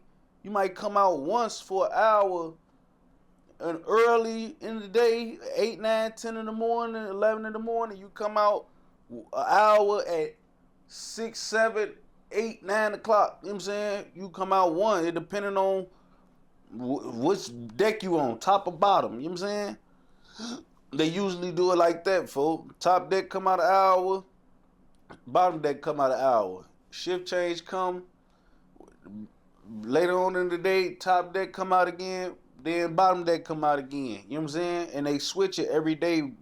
Whoever went first, like if bottom deck come out first at 8 in the morning to 9 in the morning, today to my top deck gonna come out 8 in the morning, 9 in the morning. You know what I'm saying? And then the bottom deck gonna come out after them when they go in. So when you in there fighting them type of cases, you already basically living like you in segregation, bro. You in your cell most of every day. You know what I'm saying? You come out, you get in the shower, you get on the phone, folk, and that's it. You know what I'm saying? So them in there, they don't operate like they're going there fighting petty crimes or that's fighting felonies, but ain't fighting life sentences. They different. What about op-wise? Did you run into any options? When I interviewed Mimo, he was telling me how he ran into Brick in there, and Brick was like this big old, like he was a stocky dude and shit in there. Yeah, I ran into Brick too. I ain't gonna lie, I ran into Brick at Cermak on Phonem, and I thought I was gonna have to get it on with Brick, cause Brick was in there beating ass. I ain't gonna lie, Brick was in there. He had been in jail like 2-3 years at that point. You know what I'm saying? And I thought I was gonna have to bump with Brick, folk, but it was like a mutual respect when I seen Brick, folk, because I remember Lil Mister had tried, we was arguing, Lil Mister tried to say like, Brick, I guess the story had got back to the streets that Brick and me ran into each other in jail, and Lil Mister, he from Brick Squad, he dead now, me and him was arguing, I think he was trying to basically say like, nigga, Brick, you ran the Brick, you ducked your shit, but Brick was home when he said this. I tweeted Brick like, hey Brick, what happened when me and you seen each other in jail? He like, I ain't gonna lie, folks, you ain't duck your shit. I ain't duck my shit from Brick, and Brick grown as bro. Brick probably like 5 years older than me, folks. And this was in 2016 when I'm 20, 21. You know what I'm saying? Like matter of fact, nigga, in 2016, cause I turned 20 in the joint. You know what I'm saying? So I was 19 when I ran the Brick. Brick was already grown as, you know what I'm saying? So Brick could have tried to have his way with me in that bitch, bro, but I wasn't finna duck no. We already in Cermak, nigga. We in this bitch already. When you in Cermak, bro, you either over there cause you getting medically checked up for something, or you just got your ass beat and you over here in medical because they checking on you, or you just beat somebody ass and you scratched up and bruised up, so now they got to take you to Cermak because Cermak is our medical unit in the county. You know what I'm saying? And if you too up, they gonna take your ass to the outside, the Cook County Hospital, which is outside of the compound, and it's called Strogers. You know what I'm saying? So I had ran into bro in there and shit, but it was like, we peeped each other and we had space and opportunity, but we was also cuffed up, so it wasn't really even too much space and opportunity to really even be woofing with each other. Like we was cuffed up, like we was free, but we had cuffs on, so like it wasn't like we was able to just run up and punch the shit out of each other like and get wild. We was super cuffed up. And we wasn't even cuffed up with the blue boxes that you can break sometimes. Like you see how Big Mike broke King Von. He broke Von shit when he was in the county, and he seen Rose from 051. You could do that, but the cuffs are a little different. You know what I'm saying? You could slip out of cuffs if your hands and your wrists that little. You could slip out of cuff if the CO cuff you loose enough. You could slip out of a regular cuff, but I don't really think you could like pop a regular cup, but you could pop them blue boxes when they got you in the shackles and shit. You can pop those. You can get free out of those. You know what I'm saying, if you know what you're doing. But yeah, I ran into him in there. I ran into a few in there, but it wasn't really like it was never no situation where we could really gangbang. All the ass I beat, I was on the deck with, folks, and they weren't even like ops, folks, on BD. Or now, matter of fact, we did beat the shit out of some. We did beat the shit out of some ops at going to court. You know what I'm saying? But I ain't gonna lie, I didn't know. Like I know them. They know me. I mean, because of who I am and my face card and shit. But I didn't know them. You know what I'm saying? Like, when your face kind of out there, bro, it be all these ops that's claiming they from these hoods, but you never seen them before. But everybody know who you is. You know what I'm saying? So it was a lot of that. I remember walked up in the bullpen one day, because in the county, used to be able to find out when you went to court. They'll call home and be like, if they got your real first and last name, they'll call home, right? and they'll ask they female or they mom and daddy to look you up and see when your next court date, and they be like, oh yeah, man, he go to court December 31st. That nigga like, I bet I'm going to court tomorrow. I'm finna tell them to give me a 2-week continuance so I want to go to court on December 31st too. And then when they go to court on December 31st, they gonna run into you. You know what I'm saying? Like, used to do that because I know the county website done changed a lot because of this. So now they used to do shit like Evo used to be able to call home to see what case it was fighting. Come in that bitch, say, I'm in here booked for a pipe. Now I just had my peoples look you up in the world, say you booked for a rape on BD. Like, niggas used to do that, bro. You know what I'm saying? So the Cook County shit changed a lot. They'll show you your court date, but won't show you what the fighting. You know what I'm saying? You'll just be like, is this his name? This when he go to court, and this what division he in. You know what I'm saying? And even do that. Look you up. See what division you in. Try to get they sales over there to you. What deck you on and what division you in. So, yeah, used to do that, bro. And I remember one time I was at court and I walked in the bullpen, bro, and was like, yeah, ain't Lil Woo Woo. What Lil Woo Woo? I know he got court today. Like, he already knew he had court because he had his people in the world look him up. Whole time, he don't even know. He's saying this shit to a bullpen with them there 100 in it, and most of these is the BDs. So we end up stumping his ass, folks. He walked in that bitch looking for folks and got his ass rolled quick as on BD because he got his court date moved at the same day as folks, thinking he was gonna have to drop. The whole time it was a bad day to be trying to do some shit like that because there was a lot of members at court that day that had court on BD, and he got his ass rolled. Damn. Okay. So even with like the rape cases and everything, like that's still bad. Like, you know what I'm saying? Like, what happens to a dude when he goes in there and he's got a rape case? Does he have to go to PC?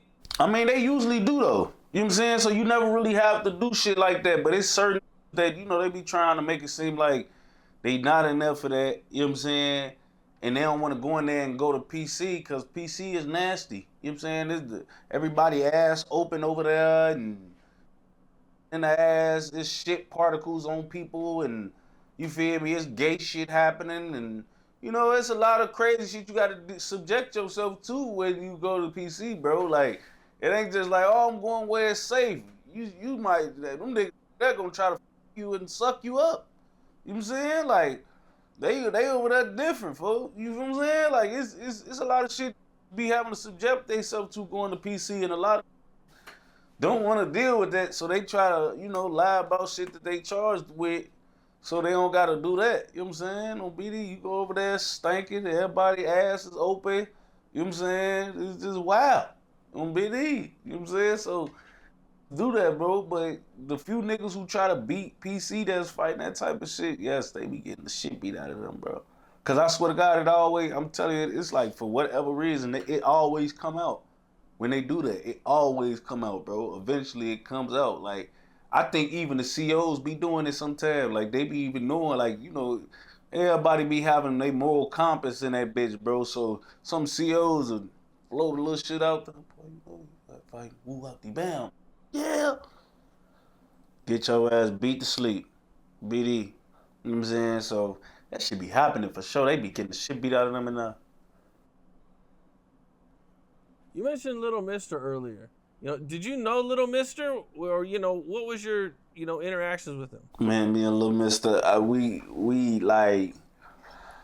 was ops. You know what I'm saying? Like, he was an op. He was a big op too. You know what I'm saying? He was like one of they like originators and pioneers for their movement. You know what I'm saying? He grew up with he came from the JoJo conglomerate. You know what I'm saying? So he Brick Squad, he was JoJo World, and that was his thing. You know what I'm saying? And that's what they did.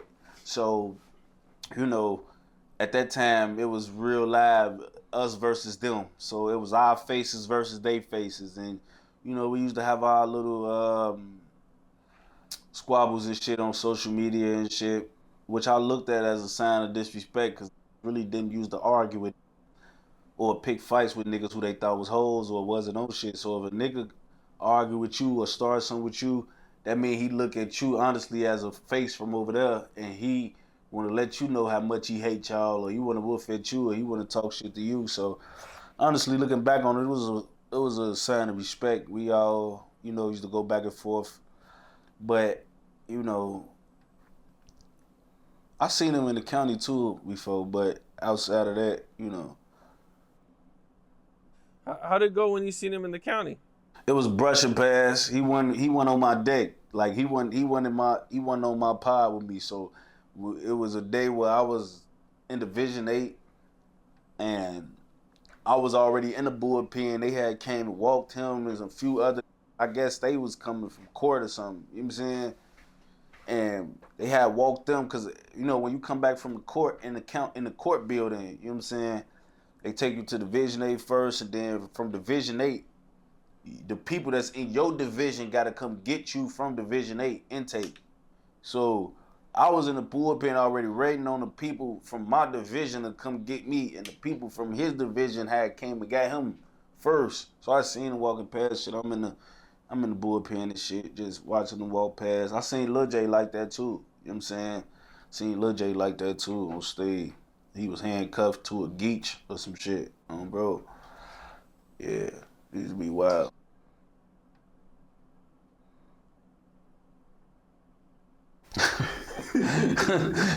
Yo, so I wanted to ask you this, man, because I know Tay gonna give me the real. Right. This has been something that I've talked to multiple people about, that I've asked multiple people. I've asked the BDs and the GDs. Well, maybe not literal, but Right. two different sides about this question, man. And the BDs tell me one thing and the GDs tell me another. And I know I'm gonna get the real from Tay, man. So it's crazy that I've never asked you about this before. But did Von get jumped on that bus by Butter and a bunch of other dudes? Man, okay, so it did happen, right? But it'd be a lot of extra shit that be added on to it, man. Like the thing about it is, bro, when they be saying jump, it's almost like the Krishan Rock situation. Like, did y'all gang up on me and some of y'all got punched up and y'all might have got a hit off or something, but did I leave unscathed? Yes, I did. You know what I'm saying? Like, when I say he jumped you, bro, that mean him and four them caught you down bad, beat the out you, black eye, bloody nose, put their feet on you, all that. Jumping on is not me and four them we and four them caught you. We was all running up at the same time, but nobody wanted to be the first to get punched by Von. Like, you know what I'm saying? Cause bro, like, I ain't gonna lie, like Von was like that type of dude. Like, bro, you could try to jump him, but whoever run up first better be prepared. You know what I'm saying? Like, y'all better be in sync. Because whoever get punched first going to sleep. You know what I'm saying? Or it's gonna hurt, bro. And a lot of, bro, they always say the rules to getting jumped. You catch that one and make him pay. You know what I'm saying? So somebody who want to be the to pay. You know what I'm saying? For everybody else sins. Who want to get their ass mollywopped while the rest of y'all trying to whoop my ass, the first getting his ass creased and beat to sleep. So, yeah, they caught him because, they all used to go to Hyde Park, bro. You know what I'm saying? All of them was going to Hyde Park. This is when the shit first started kicking up. A lot of them was going to Hyde Park. Vaughn was going to Hyde Park. Swerve was going to Hyde Park. You know what I'm saying? Duckman was going to Hyde Park. And, running to each other and shit like that at high school going to or from school. But it wasn't like just overly had their way with them. See, that's what I count as jumping, folks. That's what I count as jumping. Now, with King Von getting jumped and going through everything that he went through, and, I'm sure he had other situations, but with everything going on, who do you think King Von hated the most? Probably Wooski. I ain't gonna lie. He hated Wooski. And I don't really know what the exception with Wooski was about. You know what I'm saying? I feel like Von used to just go at the other with notoriety from their side, you know what I'm saying? Because he looked down on a lot of them, and I mean that respectfully. He looked down on a lot of them. So, Wooski, with the notoriety he had, he tried to pick on Wooski, folk. You know what I'm saying? I feel like even with Von and Duck, he had like some type of hidden respect for Duck. Like I always felt that like he don't with him, he don't like him living and breathing, but he got a certain level of respect for him. You know what I'm saying? But Wooski, I feel like he didn't have respect for Wooski, folks. You know what I'm saying? So I feel like he used to just really be targeting Wooski. Like someday he just wake up and Von got Wooski on his page. He just trolling him, like talking about him and posting him, talking about all type of shit. Like he just used to be tweaking when it came to Wooski, folks. So I think it was Wooski. Didn't they get into a fight in front of O Block? I heard it wasn't a long fight, like it was just a quick fight, but they got in a quick fight and then it turned into a rumble. I mean, yeah, from what I heard, that was some shit because this was when Wooski wasn't Wooski yet, though. You know what I'm saying? Wooski wasn't Wooski yet. He was Big Mike little brother. You know what I'm saying? So I think that was that on phoning, but it wasn't like, oh yeah, Wooski versus Bond, like who they was, who they became type shit. It was more like when we was younger and shit like that. That's what it was for now. Do you think it had anything to do with Big Mike and King Von going through their situation? No, bro. I tell people all the time, you just the ops and the. I swear to God, I hope you come out here one day so I could just take you through the city and show you this shit, man. Like, so try to find out whenever you get some content or think of some things, a way to come through these cities and float through and see this shit up close and personal. Because you done interviewed a lot of us. So now we done painted the picture for you. Now it's time for you to be able to visualize what we be talking about, bro. But, like, man, our corners is so close, Cam, bro. Like, you can literally end up on either side, bro. You can be born over here. Your mama moved 2 blocks down the street when you was 10 years old. And when you had to transfer because she moved over there 2-3 blocks down. So you went to start going to Sexton instead of going to Dulles or Bessie Road. So, like you move a few blocks down and you start going to schools that you would have probably never been going to if you didn't move from over here to 3 blocks. Some people live on 63rd and King Drive or 63rd in Indiana or Michigan, move to 63rd in Vernon. Now you got a lot of shit going on. You know what I'm saying? Like now it's different, bro. You know what I'm saying? So it get to that point, bro, where that's how it be, bro. Like you can literally end up, bro. Like you can end up on either side just based off your mama moving 2 blocks away, bro. Because that's how close the corners is out here. We literally share a street with them. Like Wooski them already lived in the O, which is on King Drive. If your mama moved 1 block over, you on op territory now. Your mama moved behind AutoZone, you done went from being on our side to being on their side, bro.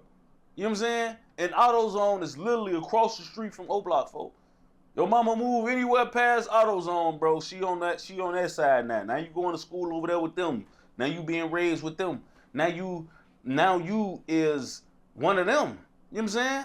And vice versa. Some of them over there was over there first. They moved on our side and then they end up becoming one of us, bro. You know what I'm saying? Like, same thing with Carter, with MOB, and like Ruger Hood, folks.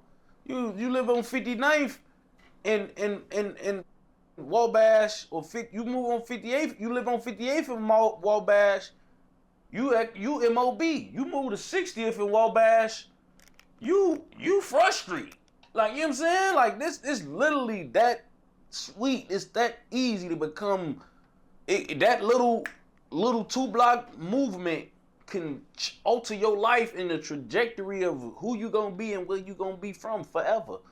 You know what I'm saying? Because that's literally most of the time how it happens, bro. We don't just be sitting in our one area and then from whatever situation, we end up saying, everybody who we going to school over here, we gonna leave from our school over here. After school, we gonna go hang with over there. No. Usually, mamas, I bet you that's how Wooski became with Op. Big Mike probably done told this story. Yeah, my mama moved out the O and it probably went from there on BD. Like, you was living in the O, you was being bred. You see how Big Mike is already, you see how he O-block, but his little brother not? It's because Mike older than Wooski, so Mike was already ingratiated in that shit before his mama moving could even make a difference. Wooski being a little brother that wasn't in it or active from a hood yet, when his mama moved, that changed a lot for him. You know what I'm saying? It don't change a lot. It don't change nothing for Mike, because Mike already from right here now. You know what I'm saying? He not finna, my mama moving out of here not gonna make these not be my homies and make this not be my block. But when you got a little brother 3-4 years younger than you, and your little brother ain't in this shit yet, when his mama move and he gotta change schools and start to go to school over there with them, now them who he rock with, and them who he every day, cause over here you was just Big Mike little brother. Now you done moved over there, went to their school for 2 years. Now you got your own face in your name, and these your real homies. You know what I'm saying? So it be that. It's that easy, bro. It's that easy. You know, there's something I see that happens a lot with rappers. You know, they get famous and they have problems with their hoods. You know, in Chief Keef's situation, people always like to say he shared his fame, but not his money. Right. You know, what's your thoughts on Chief Keef's situation now and how everything turned out? Honestly, first of all, I'm happy for Soul, man. I'm glad that shit came and worked how it needed to work. But even in, like, on another note, bro, like, I never believed that. I used to see Sosa do all type of shit. He shared his money. I feel like the part of it come from entitlement and feeling like how much of his money you think he's supposed to share. Like, you know what I'm saying? Like, a lot of it wasn't that he wasn't sharing his money. It wasn't that he wasn't sharing or doing what they wanted him to do at the degree that they wanted him to do it. I don't think it was ever, to me, it shouldn't have never been a discussion of if he's sharing anything with, honestly, folk. But, you know, like, be so entitled, they start thinking you work for them or some shit. Like, they own you or some shit, bro. I don't know what the fuck it be, but it's definitely like a real life take you through some shit, bro. Like, you a real life be having all type of shit going on with you actually did share with, bro. And I seen them share with. It's just that wanted certain shit and they wanted certain amounts and they thought they was entitled to that. And once they wasn't getting that, everything became a problem, man. Do you think that the fallout with everybody was the best thing that ever happened to Chief Keef? Most definitely. 100%. Because he gets to reap all the benefits of being from where we from and doing what he did, actually. Without all of the risk that came with, like, all the shit that he was talking about and being involved in. Like, basically, like, just compare, like, him to Smirk. Like, you know what I'm saying? He moved away. He got out of that shit. And Smirk moved away, too, but Smirk kind of got dragged back. Well, not even dragged, but he allowed himself to be put back in these predicaments, you know what I'm saying, to a degree. He subjected himself to certain shit even after he made it, that it came back and got him now. You know what I'm saying? Like, it got him going through certain shit now. Sosa got all the stigma, clout, fame, name, and money from what they accomplished in that era. And he also is able to live and enjoy it because he separated himself, or what the situations at hand caused him to separate himself. Now he been going and away from all of this shit for so long that when these investigations don't got Sosa name at the top of them. When people out here doing shit, they ain't saying Sosa paid them to do it. They ain't saying, oh, when this dude happened, oh, they ain't saying, oh, that was probably Sosa probably paid get back for that. Sosa don't with these, most of these who a lot of this shit was even happening to, so you can't even associate his name with these just cause these from his hood or from hoods that fuck with his hood or none of that. Like, it's just a lot of shit that all of this shit like was a blessing in disguise, bro, if I'm being 100. What do you think was like the most you seen him spend or heard about him spending on his hood? Man, bro, like, and I don't want to get into the specifics, but like when So first got on, before we was young, like we didn't need like what Von did when he got on. We weren't at that point in our lives yet. Von bad jewelry and giving 100,000 in his hood. We was 15 to 16 when Sosa got on. When Sosa got on, this was in 2012. I was what? I was what? 16, bro, when he got on. You know what I'm saying? And probably 15, finna be 16, because this is 2012 summer. So I was 15, finna be 16, bro. You know what I'm saying? And what we required at that point in time, bro, was different than what we would have required at 25 or 22 or 30 and shit like a lot of was when Von got on. We didn't want money. Or we didn't need it, you know what I'm saying? Well, it was cool to have because he used to come out and do that too, give hundreds, 200s. He used to do that, bro. But, you know, we was chasing a lot of other shit. Wanted to get, you know, armed artillery. You know what I'm saying? To say that they want to get artillery. They might have got a few this, that. I want to sell this. Can you grab me a few of these? And, you know, like that type of shit. You know what I'm saying? And he was doing that, bro. He was doing that. He was kicking it out for could create themselves some type of source of income if you want to get it out the streets. Or if your job is to be a savage and bust your gun, he provided, like, you know, he tried to make ways for, to say the least, bro. But like that shit costs a lot. I ain't gonna lie. If you know what you know that shit costs. That shit costs a lot of money, bro. And when you gotta spend that type of money as a shorty, bro, that ain't the way to go, fool. That ain't the way to go. But he did a lot, bro. He did a lot. I ain't gonna lie. Do you think he just got tired of like constantly being asked for money? Yeah, I do. I ain't gonna lie. I think that it starts to weigh on you. You know what I'm saying? Like I think that, you know, it all seemed fun at first, bro. Like, you feel me? I tell people all the time, like, when I make it, I hope that I got everybody around me that I love, because it probably would be boring and suck being rich otherwise.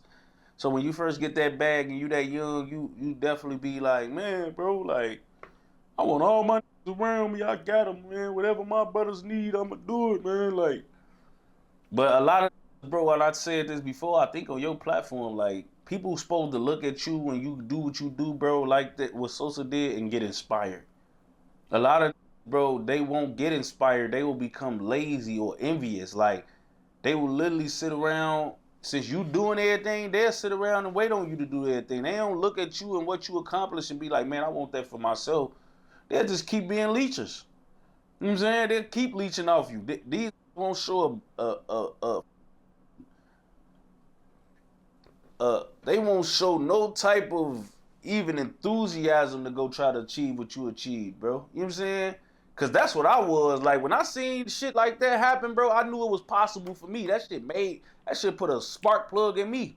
You know what I'm saying? But when a lot of don't see it like that, bro. A lot of niggas just get to looking at what you do, they start want to take and steal, and they want what you got, but they don't want to do what you did to get it. So they get to trying to take the easy way. They get to jumping gates, backdooring, stealing, robbing, taking, you feel me, trying to finesse and all of this and that. You know what I'm saying? So I feel like that's what a lot of this shit be, bro. Like a lot of this shit, like, you know, it seemed cool as hell to have all your with you and be spinning and doing this and that. But once you see that not using this as a spark plug to try to attack their own lives and make their own situations better, bro, it can start to, you know, get muddy. You know what I'm saying? And I feel like that's what it did, bro. It wasn't enough people around like doing what Sosa did, bro, and looking at it like Fredo, for example, bro.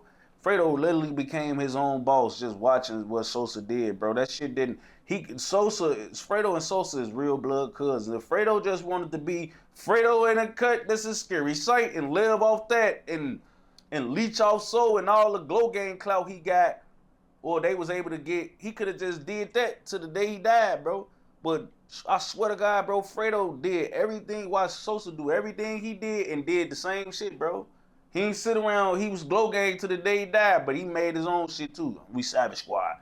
You know what I'm saying? He didn't just live and want a room at Sosa House or want to live in the next to Soul. No, bro, that nigga was moved to LA, moved big ass cribs, man. Like, never came back. Big shit. Like, getting his own jewelry, getting his own, he had everything. He had his own motion, bro. He literally, that's why he started calling himself Big Boss Fredo. Like, he literally became a boss, bro. A real deal top dog, folks, which he always was on some street shit, but he literally looked at what Sosa did, bro, and he just did. He looked at Sosa. Sosa had the formula. Took Sosa's formula and re-rocked that bitch. You know what I'm saying? Them the type of that make it great when you got them type of impressions on. What was your relationship like with Fredo Santana? That was big bro. That was big bro, man. I've known Fredo basically all my life. Do you remember how you guys met? No, because back then it wasn't a bunch, like, I ain't get a chance to meet Fredo formally, folks, because he was older than me. So I always used to see him around and shit, but Fredo like 34, 5 and shit. So back then that shit mean a lot. When I'm 9 and 8 and you 14 and shit like that, we just brushing across each other. Like, everybody know everybody. Like, when I'm young and I'm 11 years old, I'm around our beer, which is D-Rose. And, like, Fredo little brother is Schmook. Schmook is my age. Me and Schmook was hanging together when we was kids. This was D-Rose best friends when we was kids, folks. So, like, when I'm with Schmook, we'll see, or when we all together, we seeing Fredo and shit, but I'm a shorty, you know what I'm saying?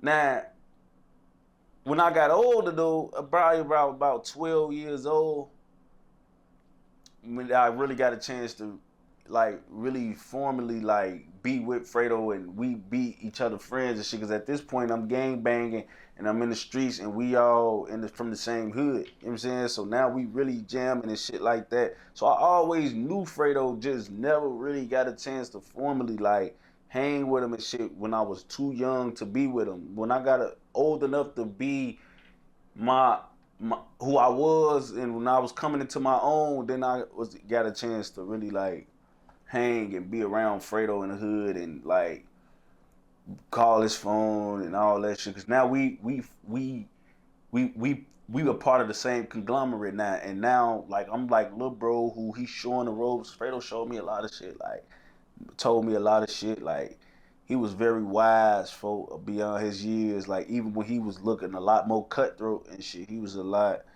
He was. Is there something you could share that he taught you? Fredo just felt like Fredo was one of them, man. Like, Fredo was one of them first who I think invented, like, staying in your lane, bro. You know what I'm saying? Like, I remember when I was coming up in the streets, bro, everybody wanted to try to put on this persona. They shoot their gun, they're a savage, they're a killer, they're this, they're that. They wanted to be the biggest slime there was back in. This is when this word savages was first making his name through our hoods. And Fredo was one of them, bro. He never, like, don't get me wrong, when he rapping and shit, this is a part of his life, so this is a part of his story, so he rap about it in his music. But on some street shit, bro, Fredo will let you know, like, bro, I'm getting money, man. I ain't finna be, I'm selling this crack, I'm selling this dope, I'm selling these weed, all that. Like, I'm staying in my lane, bro. It's important to stay in your lane, man. Like, I'm trying to get some money out here. My mama and them ain't taking care of me. And his big brother was like that too, Draysky, on Steve. Like, real hustlers, on them grade. Like, these who was in the streets heavy and they was doing what they was doing, bro, but he believed wholeheartedly in staying in his lane. Wholeheartedly, bro. Like, wholeheartedly staying in his lane. That was his thing. So, like, that's one of the things that I remember him first showing me. Like, bro, don't, like, if this shit in you, folks, it's in you. But, like, don't chase this shit, folks. Like, try to get some paper out this shit. Like, we already got going to jail, dying, getting shot. Like, you don't want to die broke. You don't want to die ain't did nothing with your life. You know what I'm saying? You don't want to die too early. You ain't never know what it feel like to have $500 of your own money. You know what I'm saying? Like, a lot of died before they ever drove a car, before they ever fucked the girl. Like, this is how young we was dying, bro. Like, niggas was virgins getting killed, never felt pussy before. You know what I'm saying? So, yeah, it'll happen, bro. When you getting whacked and y'all are still in 6th and 7th grade and shit, that's how it'll get wild on for them. You know what I'm saying? So he was just real big on staying in his lane, and I respected that, man. Like he that's one of the reasons why you see the ops, bro. They don't diss Fredo. They don't diss Fredo at all. Cause he didn't do that. He stayed in his lane. Even when he was making music, he didn't say shit about them niggas. He probably dropped one song where he actually mentioned the op, bro. Like, and that was early on in his career. He been gave that up, let that shit fly and die. And that's why when you hear a lot of dissing and saying a lot of ops names and they ops names, Fredo name rarely, if ever, comes up, bro. Because I seen Duck say that before. Like, he had a chance to diss Fredo when he was going on a rant talking about all our damn. He literally stopped saying, I ain't gonna talk about Fredo because he ain't used to be doing that goof ass shit. Like, he said this, bro, on a live before. You know what I'm saying? So, Fredo was big on that, bro. He stayed in his lane. And that shit, like, even paying dividends out his death. Now, I've been seeing, like, some paperwork come out, man. And I don't know, like, if this shit is, like, real or, you know, like, because I know, like, a lot of times dudes will say shit about people who have passed away just to kind of put it on them. Right. You know, but recently I seen some paperwork that was somebody was accusing McAdoo of killing Brick and Kobe. Man, I be seeing that, bro. I seen that too, man. Bro, so what people be failing to realize is, like, that shit don't be making it shit valid. You know what I'm saying? Like, so the police do an investigation on everything that they think is going on or that happens in the streets, bro. So, however they do their due diligence, bro, they usually come up with some names or some people that they probably either looking at or suspected of doing this, and they put that shit in there. But what I be trying to make sure people understand is, bro, before we make real judgments, we always got to remember that these people, that these detectives that said these was suspects, never charged these with these murders. You know what I'm saying? So they obviously didn't feel strong enough to bring them into the justice system about it. So this was obviously just some type of hypothesis. Just because they wrote it down and they put it in the system don't make it legit. According to them, they're saying that this is what somebody told them. Yeah, usually it's always people telling them shit, or like it's always, that's how they get to their investigations. They talk to people.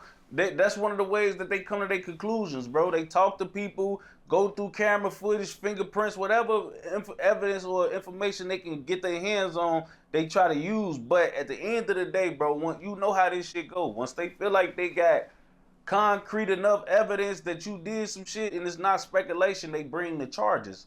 So they never brought the charges on McAdoo with these murders because it was obviously just a hypothesis. However they got it, whoever they talked to, however they came to this conclusion, bro, regardless of how they got it, they didn't have enough to even charge these. And that's how, to me, you know they didn't have enough, because in our system, especially in Chicago, Illinois, bro, they will charge your ass and make you prove you innocent or not guilty in the court of trial, like through the justice system. You have to go to court, sit, fight years, and go through trial and prove you innocent of this shit. So when they don't even feel strong enough to bring charges of a lot of this shit,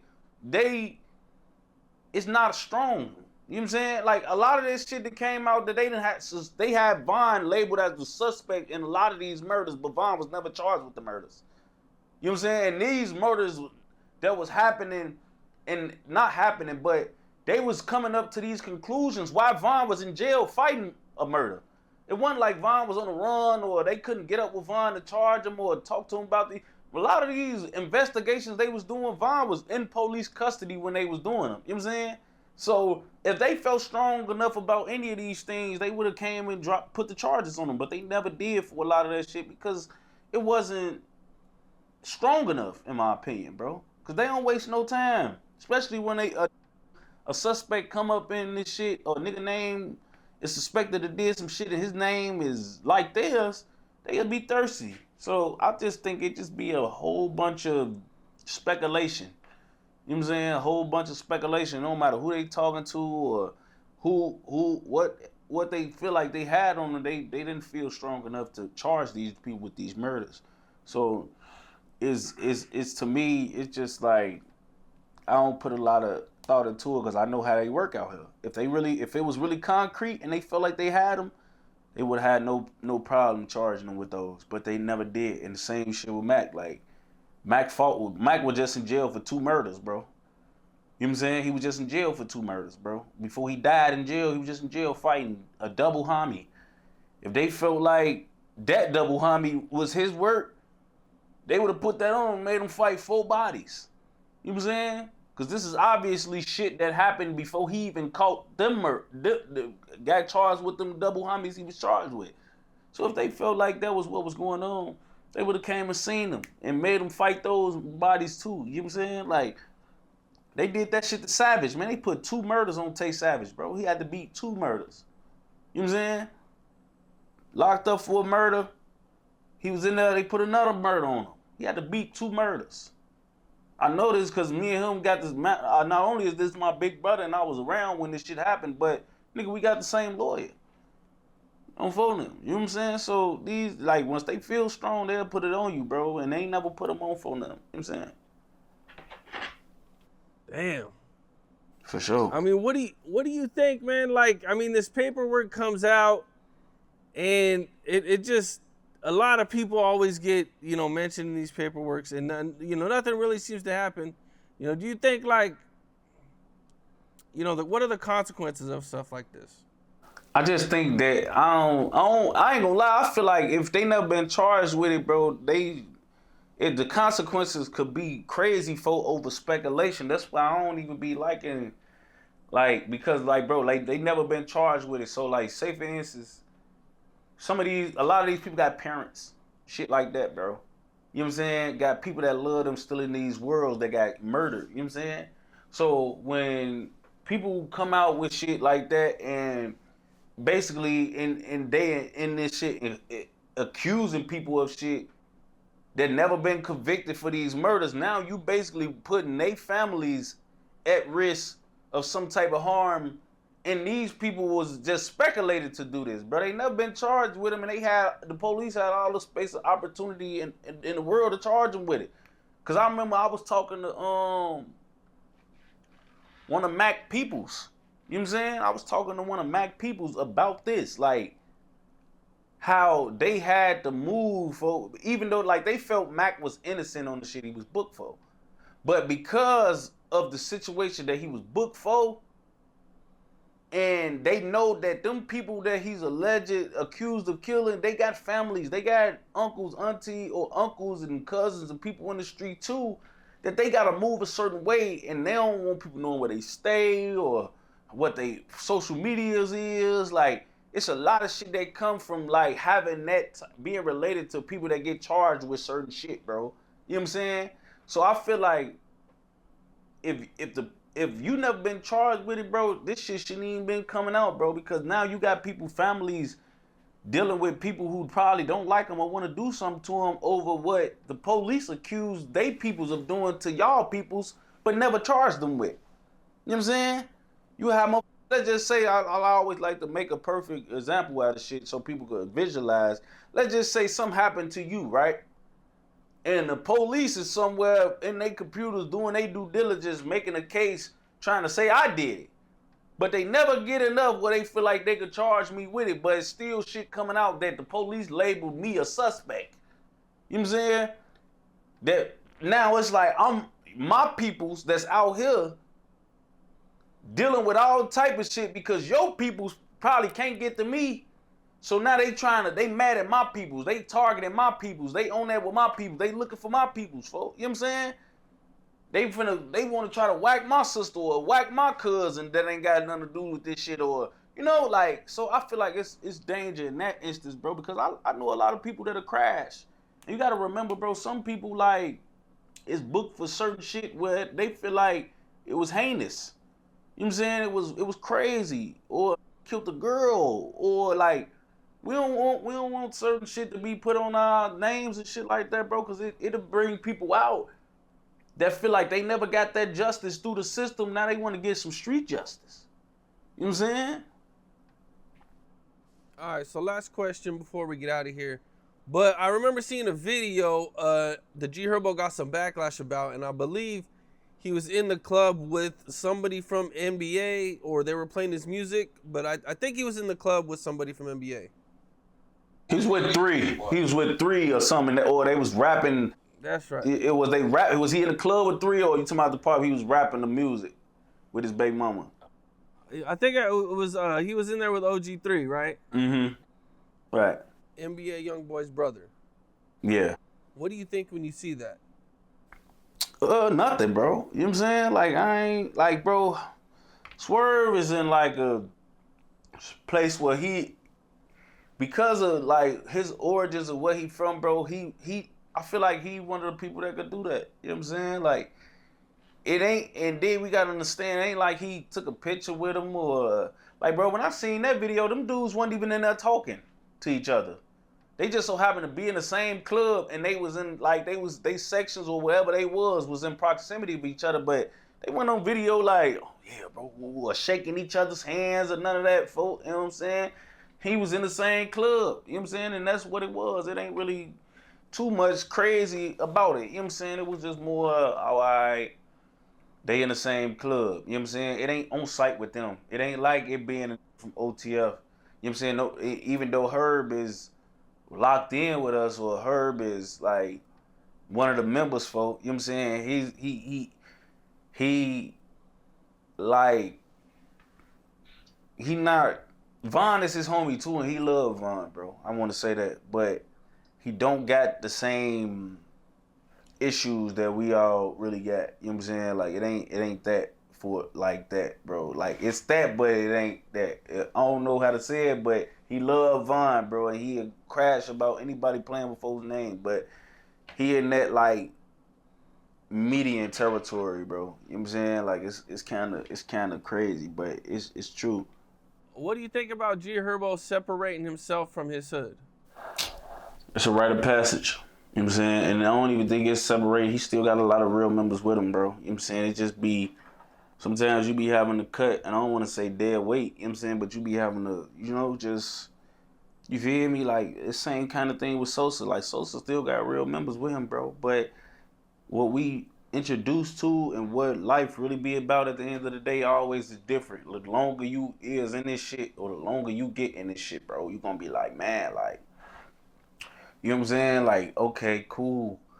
I don't even see the point in that no more. Like, it's dealing with so many people every day, so many attitudes, so many entitled people, so many different type of personalities, bro, could be detrimental. I used to tell my scam homies, they be like, bro, you got 300,000 followers. Why you don't post, we going chase instant, or be away, woo woo, why you don't be getting plugs, man? I'm like, bro, because I don't want to deal with all them people talking to all them in my DM and shit every day, all the motherfucking day. Like, it's, the money is cool, but I have to talk to 80% of them ain't even gonna be trying to get money. They just trying to get a response. Oh yeah, bro. Do this shit all the time, bro. I just wanted a response. I ain't even expect you to open the deal. I'm like, what the fuck? Like, this real life, you dealing with different personalities, attitudes, people, bro. That shit don't always be all that. You know what I'm saying? That shit be a bunch of bullshit for the most part, bro. Nobody be trying to deal with all that, bro. It'd be cool to, like, make your circle smaller and deal with a lot of less of that. You know what I'm saying? So I feel like it's a rite of passage. Like, I feel like every gotta do that, bro. You come in the game and you want to be 100 deep, 150 deep, shit, in Swerve case, but you, over time and over the years, nigga, he been on since 2012. Shit, been on 13 years. He done seen this shit, like, what it got to offer and what the pros and the cons, and he learning from every mistake that he make in this shit. So at this point in his career, it's probably right to do that type of shit, bro. And when you seeing what's happening with, like, Schmirk and having all these associates and people around you and all of that do eventually, or can do, it's smart to take heed, folks. You know what I'm saying? It's smart to take heed. I don't feel like there's nothing wrong with that. It's actually probably was time. I hear that. Well, Tay, I appreciate you. Man, you know, it's always a dope interview. Man, you I know always that. get some dope insights, man. You know, I know the drill. You know, I got a real strong drill fan base. Yeah. You know, and you've been doing this for so long, man, that they really lock in with you, man. And you know, I appreciate you, man. Yeah, you already know, bro. It's good too, bro. My boy, you know, man. I you can, bro. It's all love, bro. I love coming on here. Yeah. For sure. Yeah. Let's get it. All right. All right, bro. What's up? This is Cam Capone. We got more content like this coming soon. So hit that like button, subscribe, and stay locked in to Cam Capone News.